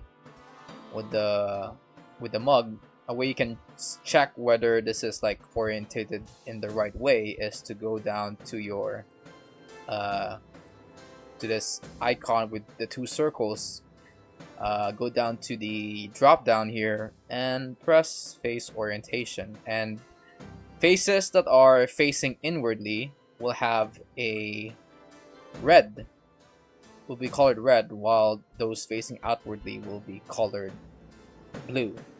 And to fix that error, it's pretty simple really. You just have to select all of your faces, which you can do by just pressing A on your keyboard, then pressing the shortcut Shift N, and there we go. Now there's another way you can do that. You can fix it, and that's through hitting F3 to pull up the search bar and searching up recalculate normals, and that pretty much does the same thing, although it does require you to know what's the name of the action you're trying to pull off. So that's just something to keep in mind if you want to fix any normals and also add thickness to your mug purely through edit mode. And now for me personally, I feel like this is a method that has room for error, considering that, you know, we still need to fix some faces while doing this. So we will follow Blender Guru's way of doing things in a while here. And also another reason why we don't want this to be the way we add thickness to our mug is because this is a destructive workflow to making thickness into your 3D model, which basically means that, you know, once you add thickness, it's really hard to like undo the thickness that you just created here. So what Blender Guru will show you here is pretty much a non-destructive way of adding thickness to your model. So let me just go undo my stuff here. There we go. Got our mug. Don't need to, because there is actually a function we can do to add thickness to anything without needing to go into edit mode. And that is underneath your modifier stack here. So if you click this little wrench, this will activate modifiers. Let's just drag this out. And if you click add modifier at the top there, you can see you've got a number of different options. And the one that we're looking for is solidify. So this is underneath the generate. And just in case this changes for a future version of Blender, you can also go to search at the top there, and you could just type in solidify from the list. Okay. All right. So now that we've got that, you can see we've got a bunch of options, and you'll notice that our mesh now has some thickness to it. And I can change this thickness here. Now, watch what happens as I enter into edit mode. You will notice, as I select these faces here, I can't select this inside part of the cup there. And that's an important point, because modifiers are not actually adjusting the real mesh. So the real mesh still exists. Let me get rid of if I disable this from the viewport here by clicking this little monitor button there, you'll see that my mesh has not changed.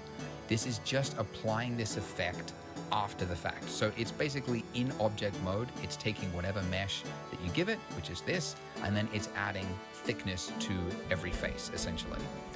So the reason this is so useful is that this is a non-destructive workflow. So non-destructive, baby, meaning that, you know, it's easy to like change things around here, like so. It's like that. Okay. Anyway, so yeah, Blender Guru just said that you know, you can still edit all the vertices that's previously there, but not the ones that the modifier just generated. So even though, you know, we have all these new faces around here, I can't like select them unless you actually apply the modifier here. But once you apply the modifier, it will be very hard. Once again, it's gonna be very hard to undo any changes you do after you apply the modifier. So just keep that in mind. At any point, I could be doing a bunch of changes to my mug here. I could, you know, we'll get to all that later on. We could, you know, change the size and things, and then later on I can go, you know what? I think that's a little bit too thick. Now, as for what's my use for the solidify modifier, because I do actually still use this solidify modifier a lot of the time in my own projects, but I usually use the solidify modifier to actually add some outline onto my toon shaded projects. I guess that's a very advanced lesson for you newbies out there, but just to keep in mind, the solidify modifier has more uses other than to just add thickness to your objects. It can also be used for toon shaded outlines and stuff, or at least quick toon shaded outline stuff in Blender. Once you learn more about how to make materials and stuff, you can go back and use the solidify modifier to add some toon shaded hard outlines to your renders. I can come back to that and very quickly adjust it. So non-destructive, and it's obviously very helpful for a lot of things. Okay, so I've given it some thickness, but I also want to round this corner here. That's way too jagged. Just like before I said, we're going to add in an extra layer on top, which adds more geometry, and that is called your add modifier, generate subdivision surface. So yeah, all the way down there. You use it all the time, but it's like buried in there. Okay, so subdivision surface. So this. Now you guys might be wondering, Morgan, do I really need to learn all these modifiers? It seems so hard to learn all of these modifiers. Well, guess what? As someone who has been using Blender for the longest time now, learning the modifiers is like learning the paint bucket tool in freaking Microsoft Paint. It's really that basic of a freaking tool.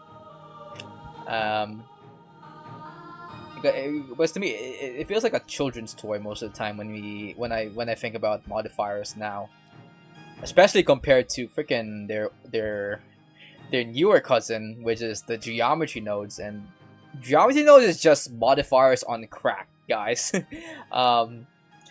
It's like in order to like make all these like changes to your geometry, you can like make all these node systems to make your geometry much more more complex and stuff. And it's just, you know, again, it's just modifiers on crack. But we'll get to that when we get to that. Let's continue with Is to have like Mr. screwed up the mesh. It's like, tutorial whoa, here. what actually happened there? Let's just increase the levels viewport. So this is just increasing the number of times that it doubles the geometry. So you can see this is what we start with, right? This is the start. This is one level. Then this is 2 levels. And then this is 3 levels. And every time you do it, it's doubling the geometry. But you can see it's giving us the effect we want. It's smoothing out that edge there. Because of the way that it works, like basically, if you look at, let's go back to this, we've got this hard corner here, right? That's just like a 90-degree corner. So let me get in a little bit closer here so you can kind of see it. Yeah, it's like a 90-degree, perfectly like that. So when you add in a subdivision surface, it's basically saying, okay, so there's a point here, there is a point all the way over here, and there is a point that's going to go all the, like it's so far it's off the screen, but it's all the way down there. So what I need to do is I need to average out those points. So take the middle point of okay, so the reason why subdivision kind of turns your mesh from this to this is well, it's not only adding vertices onto your mesh, but it's also averaging out all of your faces.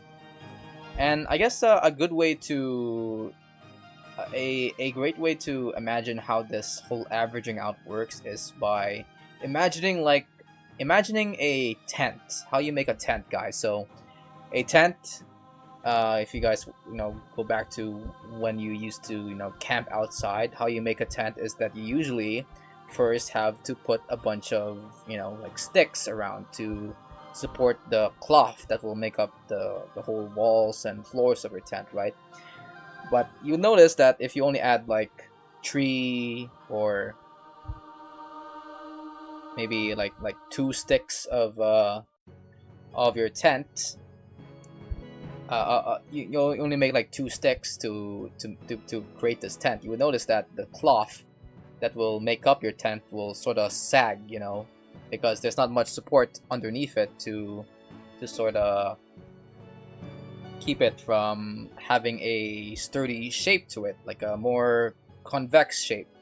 So I'm gonna freaking pirate software this freaking ass here, because I it's hard to explain this without having a freaking okay. Oh, but actually I can just do it in Blender. What am I doing? Okay, so imagine a freaking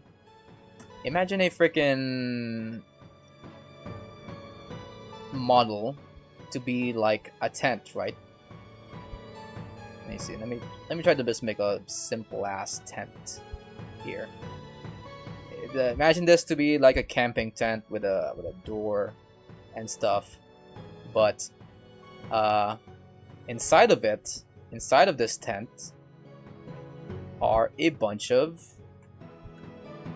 frickin' posts to kind of support the tent from falling down, right? Like so. Now, what happens if we, I don't know, like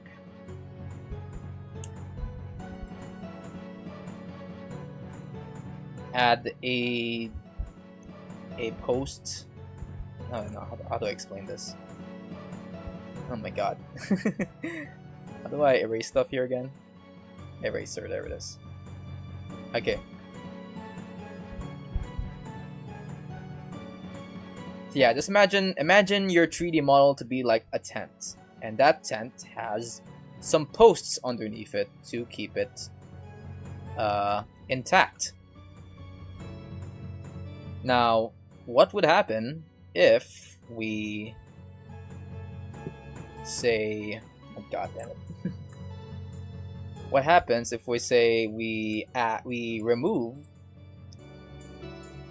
this post right here? So what we will get is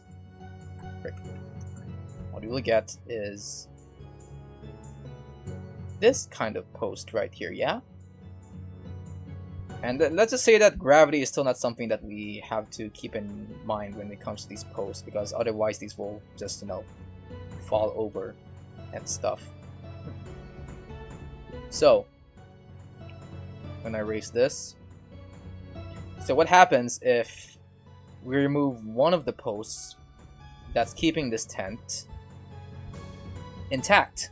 Well, what we will get instead, let me remove this, what we will get instead is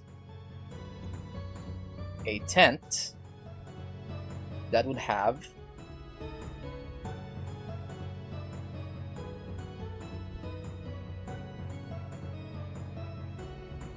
a sagging roof, because keep in mind, these a bulk of what makes up the tent is just cloth, right?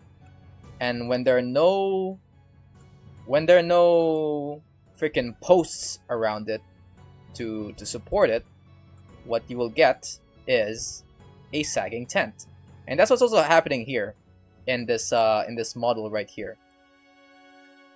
Because there's a lack of horizontal posts keeping the model from being as straight as it is when it is before we apply the subdivision surface, what we get is this rounded edge right here because we lack any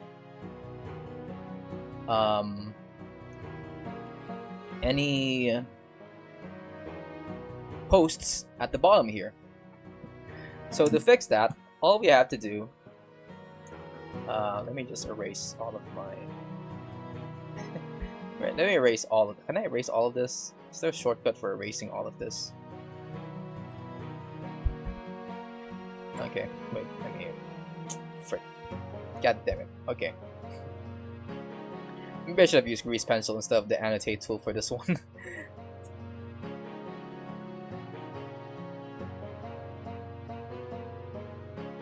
There we go. So to fix that, all we have to do is just add some vertices to this. And we do that by just, making a loop cut, which I think Blender Guru will talk about here, but essentially just Control R to make like a loop around your object, which will create a loop around your edge, and you can like drag it around, and if you want to place it at a specific area, you left click, and there we go. You have like pretty much a better looking mug like that. Now it still kind of sags around this edge here, as you can see, so we need to add another loop cut right here, and there we go. We got like a good old fashion mug. And I think the thickness of it is a bit too much for me, so let me just put this a little backwards like that. And there we go. We added a little bit more of a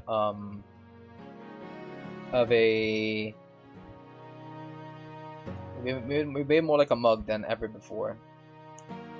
Now I do want my mug a little bit more actually rounded on the edge here, so let me put it up a little bit like that. And I can see it sort of crumpling a little bit to the edge here, which we can fix by just adding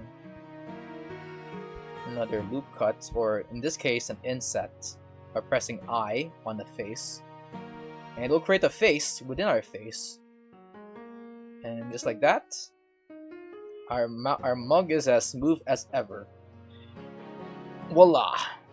Freaking wizardry shit right here. Those three. So essentially from here to somewhere around here, and I'm going to add in a point like here, right? And then if you do another level, like level 2, it then places a point here, and then another point. I actually want to see how this how Blender Guru would explain the averaging out of vertices here, because I feel like I did a horrible job at explaining to you guys how the subdivision surface modifier averages out your vertices. Here, and then if you do another level, it places another point here, another point here, another point here. And because there's 2 sides to this mug, there's like another one happening on that side, right? So we've now just got this like really super like oval shaped edge like this, okay?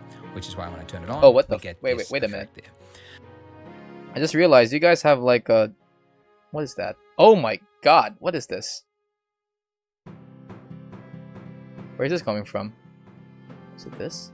Oh fuck. How long have that been there? Ah, shit. It's been there for like...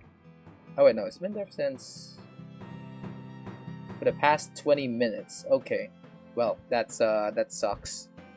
Okay, well, that's gone now. Sorry, guys. Sorry for that error in the live stream there.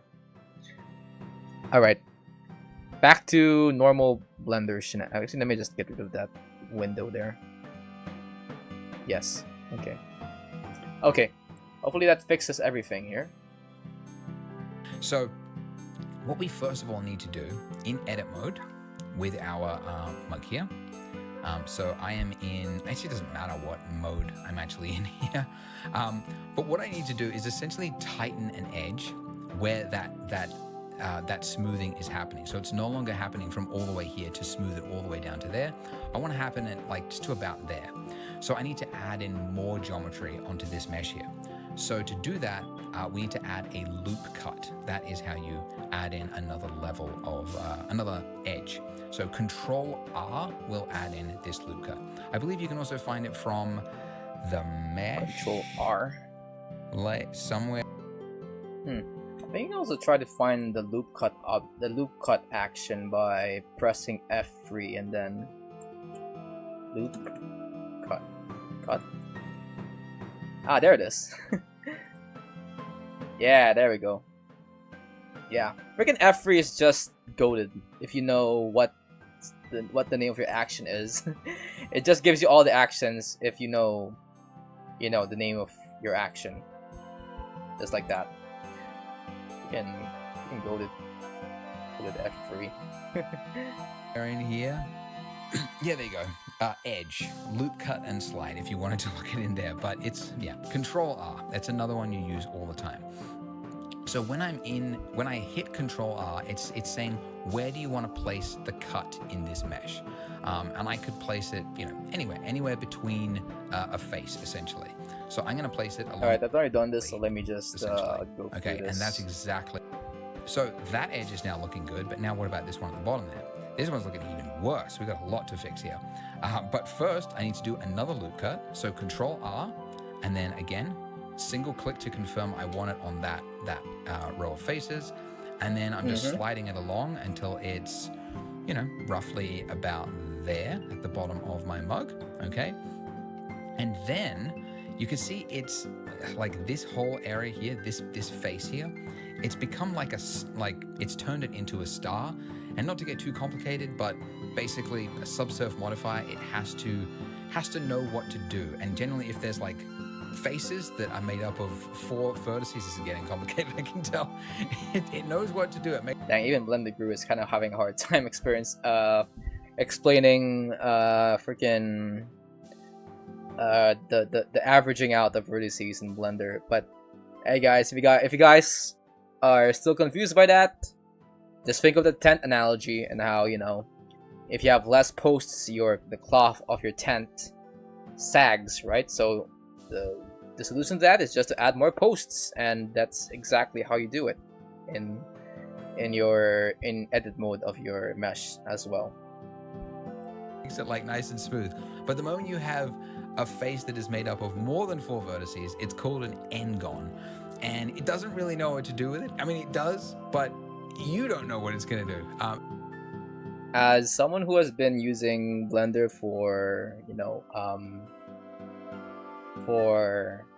for animation related purposes, freaking having n-gons are like a deal breaker when it comes to anime, especially when it comes to like retopology in your character models. If you have like an n-gon in your character model, it's like, I would say it really ruins the whole render of your animation, in my opinion.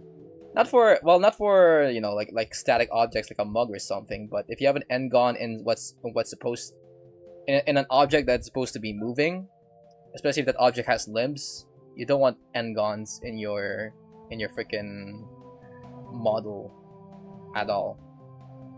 But if it's for something like a mug or something that doesn't really move at all, this is pretty much okay to have an n-gon in your render. And it just can make things look a little ugly. N-gon is kind of like a dirty word in 3D space. It's like, you never want to have an n-gon. Yeah, don't say the n-word. They are actually useful, and they do have a purpose, but generally speaking, they're good to avoid if you don't know what you're doing. Don't make the n-word. Anyway, I should tell you what I'm doing. The way to fix this is I need to add another loop that kind of just goes around here, right there. So that way I've only got from there to there, and then I can have my ugly star or whatever happening underneath my coffee mug. So I need to add a loop cut, but I can't add a loop cut on just a single face. Instead, what I need to do... Actually, by theory, I think this mug should still have the star underneath, but... I mean, I guess I can still kind of see a little bit of the curve of the star here, but because of how close these three loop cuts are, it's really hard to tell that the star still exists somewhere here. Is it's called inset, to take a single face and then just like add in a loop around that face. Okay, so yeah, and inset by hitting pressing I, yeah, we'll already make a face within the face. Yeah, this inset, we did that already. Beneath the coffee mug. It doesn't really matter that much, but yeah, something like that. And there we go. So you can see this looks a lot nicer. And again, because we are in a non-destructive workflow, I've still got my solidify modifier at the top here, right? I could change the thickness of this. I can make this a really chunky looking coffee mug or a really thin one. And that is the benefit of a non-destructive workflow. Yeah. And then I can also change how high res do I want my coffee mug to look. Yeah. Freaking non-destructive workflows are just the GOAT, guys, which is why when I started looking around for Photoshop alternatives, I mean, I already use a Photoshop alternative called GIMP, but I wanted to look for anything better than GIMP if there is one, and I found this new software that I use for like doing some complex editing, photo edits for my thumbnails, called Pixie Editor.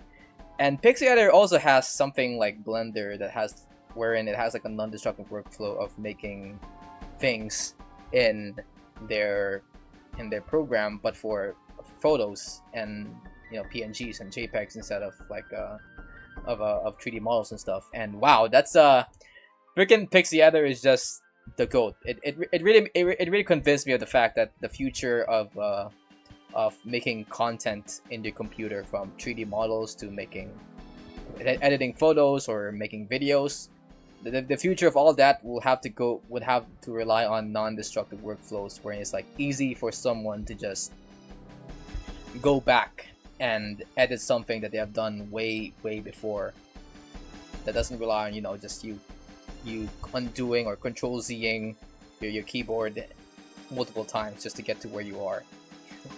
It's just that good. I love my non-destructive workflows in my softwares. And Blender is just one example of programs that use that kind of method of making stuff on your computer. And this is the way to work in 3D. This is the best way to do it, because... And don't get me started with freaking geometry nodes. Geometry nodes is just the epitome of non-destructive workflows. It's complicated, but it works. It works really well. I love geometry nodes. You know, if a client wants you to change something or whatnot, keeping in a flexible workflow is definitely a good place to be. Okay, so we have created the start of a coffee mug, and we have also created a cup, and we got a donut. And I guess I'm gonna jump ahead of Blender Guru here, and you might be asking yourself, well, how do I? This looks great, but how do I turn this into a realistic thing? Is it really that hard to make things realistic in Blender? Well, no. If you want to see how this looks in a more realistic setup, because right now our donut and mug is, you know, looks like plain old paper here, and rendered in like some kind of 1960s engine or something. But if you want to make this look more realistic, all you have to do, you know, if you wanna, you know, if you're too impatient to see to know how to make things more realistic in Blender, like how I was when I was freaking studying Blender for the first time, is that you first pick a render engine here, which in this case, in my opinion, you go for Cycles if you want to make the most realistic object imaginable, and for your device, set it to GPU to, you know, to have it so that the right device in your computer is rendering all of your objects here.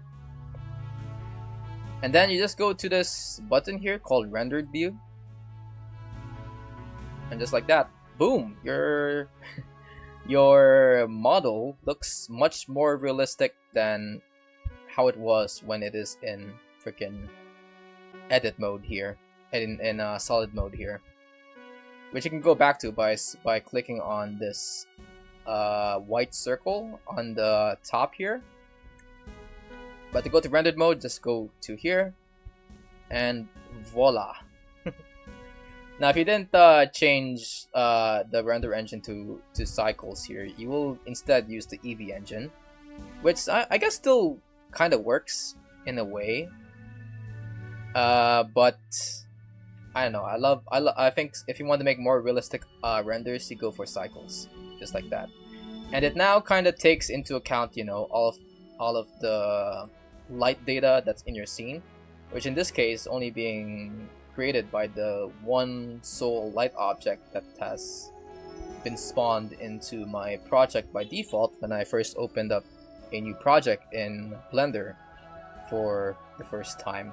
So yeah, this is the quick way to make your models more realistic in Blender. Now, if you want to add more detail, like, you know, color or bumpiness to your renders, well, you still need to watch through Blender Guru's tutorial here. More specifically, when he starts talking about materials and sculpting, I guess, if you want to add icing and a handle to this mug. But yeah, aside from that, that's just how you make a quick, realistic setup in Godot, in Blender. What do I keep on saying Godot? My God, I've been sinking my teeth into my game dev stuff in the back that I can't put Godot out of my mind for some reason. Good time to save.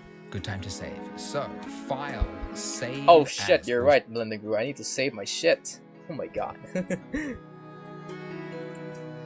Alright, let's save my project here.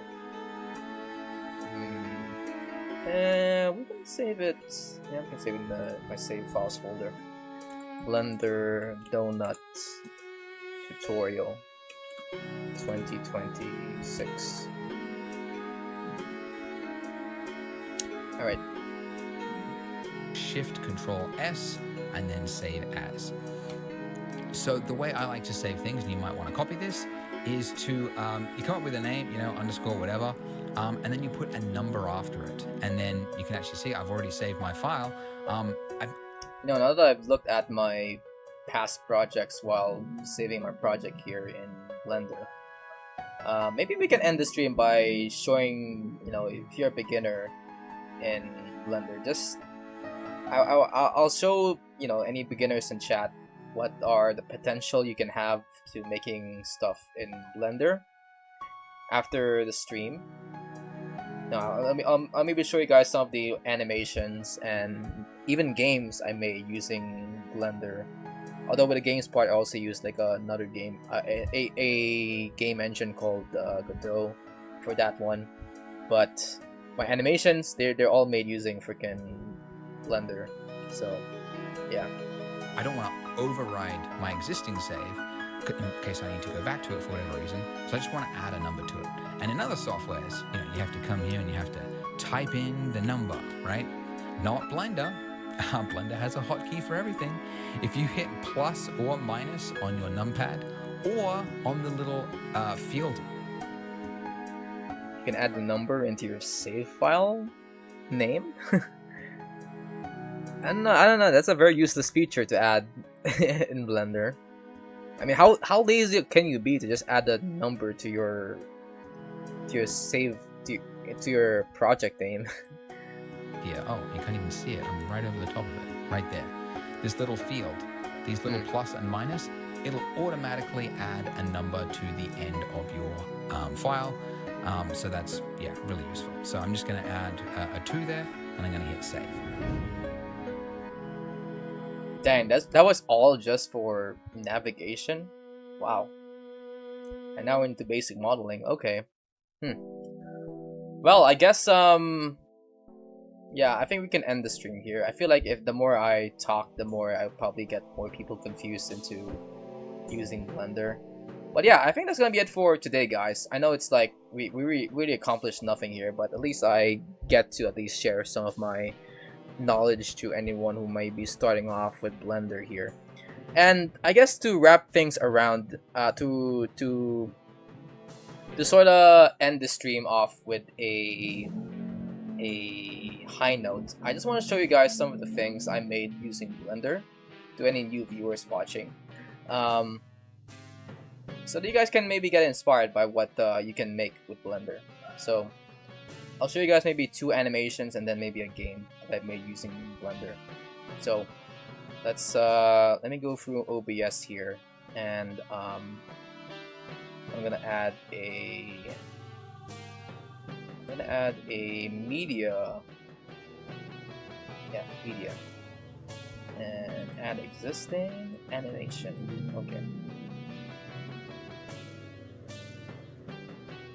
Okay, and I'm gonna put this under my folder here.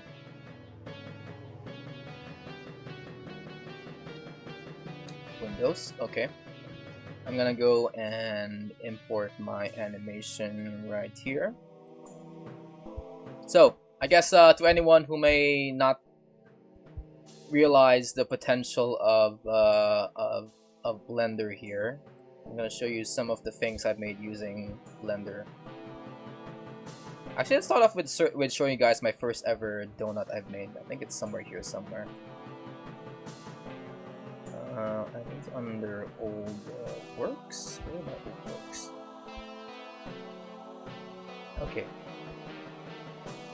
Oh my god. Holy shit. Okay. Wait. Donuts. Donuts.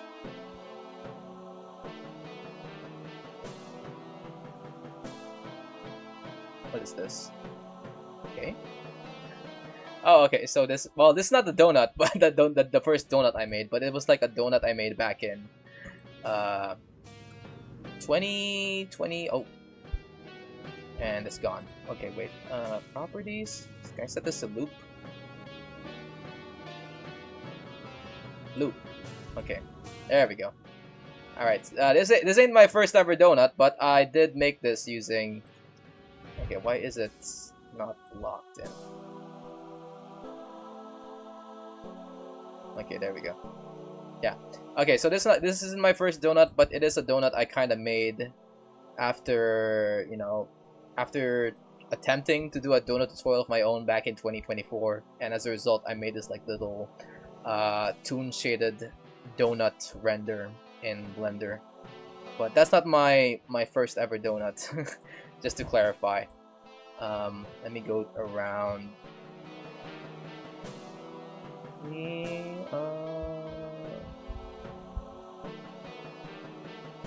Oh yeah, and I guess I also made this freaking cupcake render here.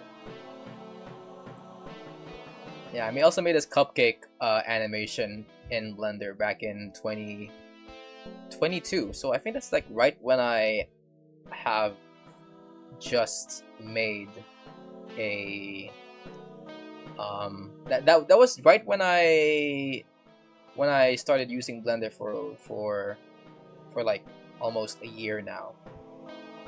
Okay, just to clarify, I think I actually started Blender in 2021. I'm just having dementia right now for some reason.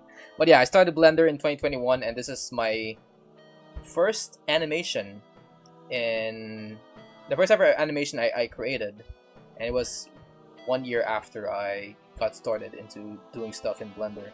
And I even made a short out of this, if you guys are interested in seeing that. I think the short is somewhere here.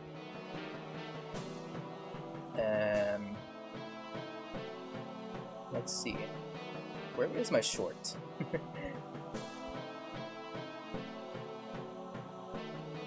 This one. Let me search this up. Okay. Okay, wait, let me replay this because the animation doesn't have any sound to it. Okay, there we go. Cupcake goes for a picnic, animated short. So yeah, this is like my first ever animated short, and how I was able to achieve this is just with basic, you know, aside from the elements that I made to make this character walk. Yeah, I also achieved this through basic movement and rotation and scale you just learned. And yeah, we made all of this stuff. So yeah, not only can you make realistic stuff in Blender, you can also make like toon shaded stuff like this one. Oh wait, you guys are like pixel tuning right?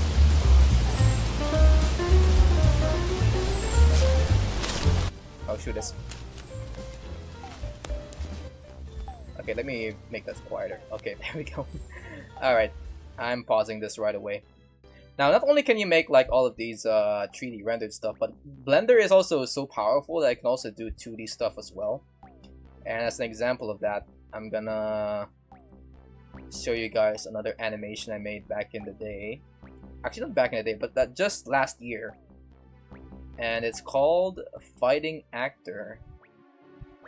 And I think for this one I might mute it because I feel like the sound is too loud for you guys. Here it is. Wait, is it more? Final animation. Final animation V3. Okay. Okay, so yeah, this is my animation I did it in Blender just last year. And look at that! It's like oh shit, it's still playing stuff in the background. But yeah, it's a fully, well not fully, but like a 2.5D animation.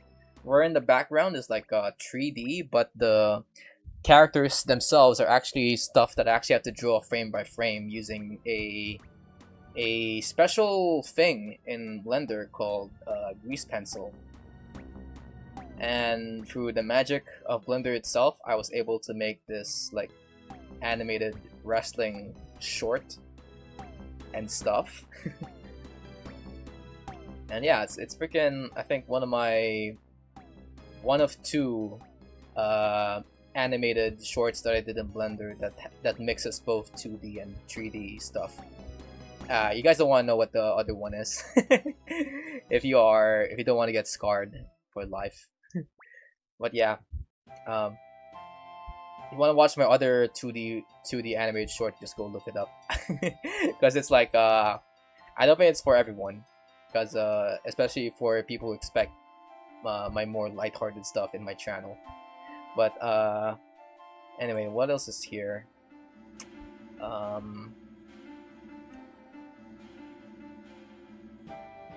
Okay, those are some of the animations I did. And I think a more recent animation I did is this one, wherein I parodied a Harvest. I love Harvest Moon back in the day. It's this video game I used to play right now using a totally legal GBA console. Definitely not an emulator. And where is it? Where's the Harvest Moon? Ah, there. Let me play this. Yeah, I also made this like little animation right here using Blender. Yeah, so yeah, it's like it's all like Blender can be used for, which is to make all of these fancy looking stuff. In fact, I know like Spider-Verse is made using Blender in some cases. But yeah, I made this. Well, technically this animation took me 1 year, but the reason why it took me 1 year is because I was busy doing other stuff.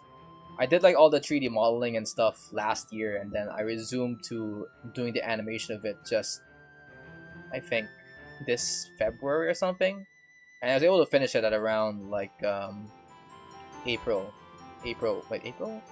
Is it April? Yeah, April of this year. I was able to make this animation. You can watch this with audio in my channel, by the way, so if you want to watch it, you can watch it there. And then, aside from that, I want to show you guys one of the things that I've actually been experimenting on when it comes to Blender, and that is in making games. So, let me search up, let me go to my properties tab here.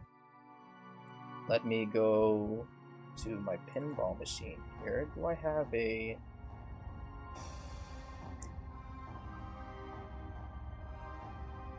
Okay, this one.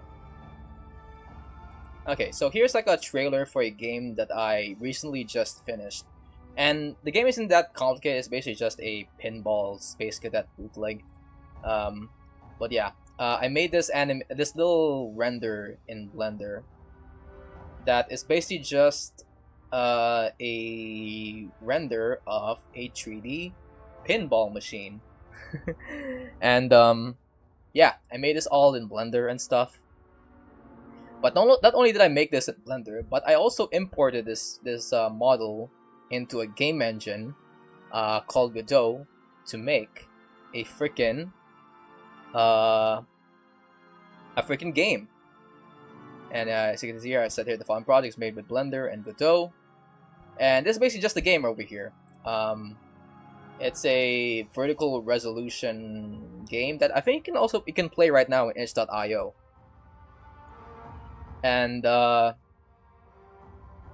there's like some of the things that you can do with the game. It's like pinball, but the things that I made, all of the things that you're seeing right now is actually made in Blender, except for maybe the logic. The logic and the physics is pretty much made in Godot, but the visual, the assets like the pinball machine and the pinball and all the bumpers and flippers are all made using Godot. Blender. Right, a Freudian slip right there. Yeah. So yeah, that's just the whole uses that you can use Blender for. It really is the Swiss Army knife of 3D modeling software. In fact, even 2D drawing animation if you really wanted it to, and even video editing, and VFX, and much more. But yeah, freaking I don't know. Blender is just God, I guess. Blender is just striving to become God for some reason, and I don't know why. But hey, I ain't complaining if I can do a lot of magic with freaking Blender and incorporate with other useful tools like Godot. Like Godot, I ain't complaining. But anyway, that's gonna be it for today's stream, guys. This is all of the things that you can make with Blender, as well as maybe a brief introduction to freaking Blender Guru's donut tutorial. I think I'll continue this in another stream if you guys really want me to, you know, give some slight commentary while you guys watch the Blended Guru Dona tutorial with me. So that's something you want to see in the future. Let me know. And as always, go read a book. Bye bye. All right, now back to freaking developing my game.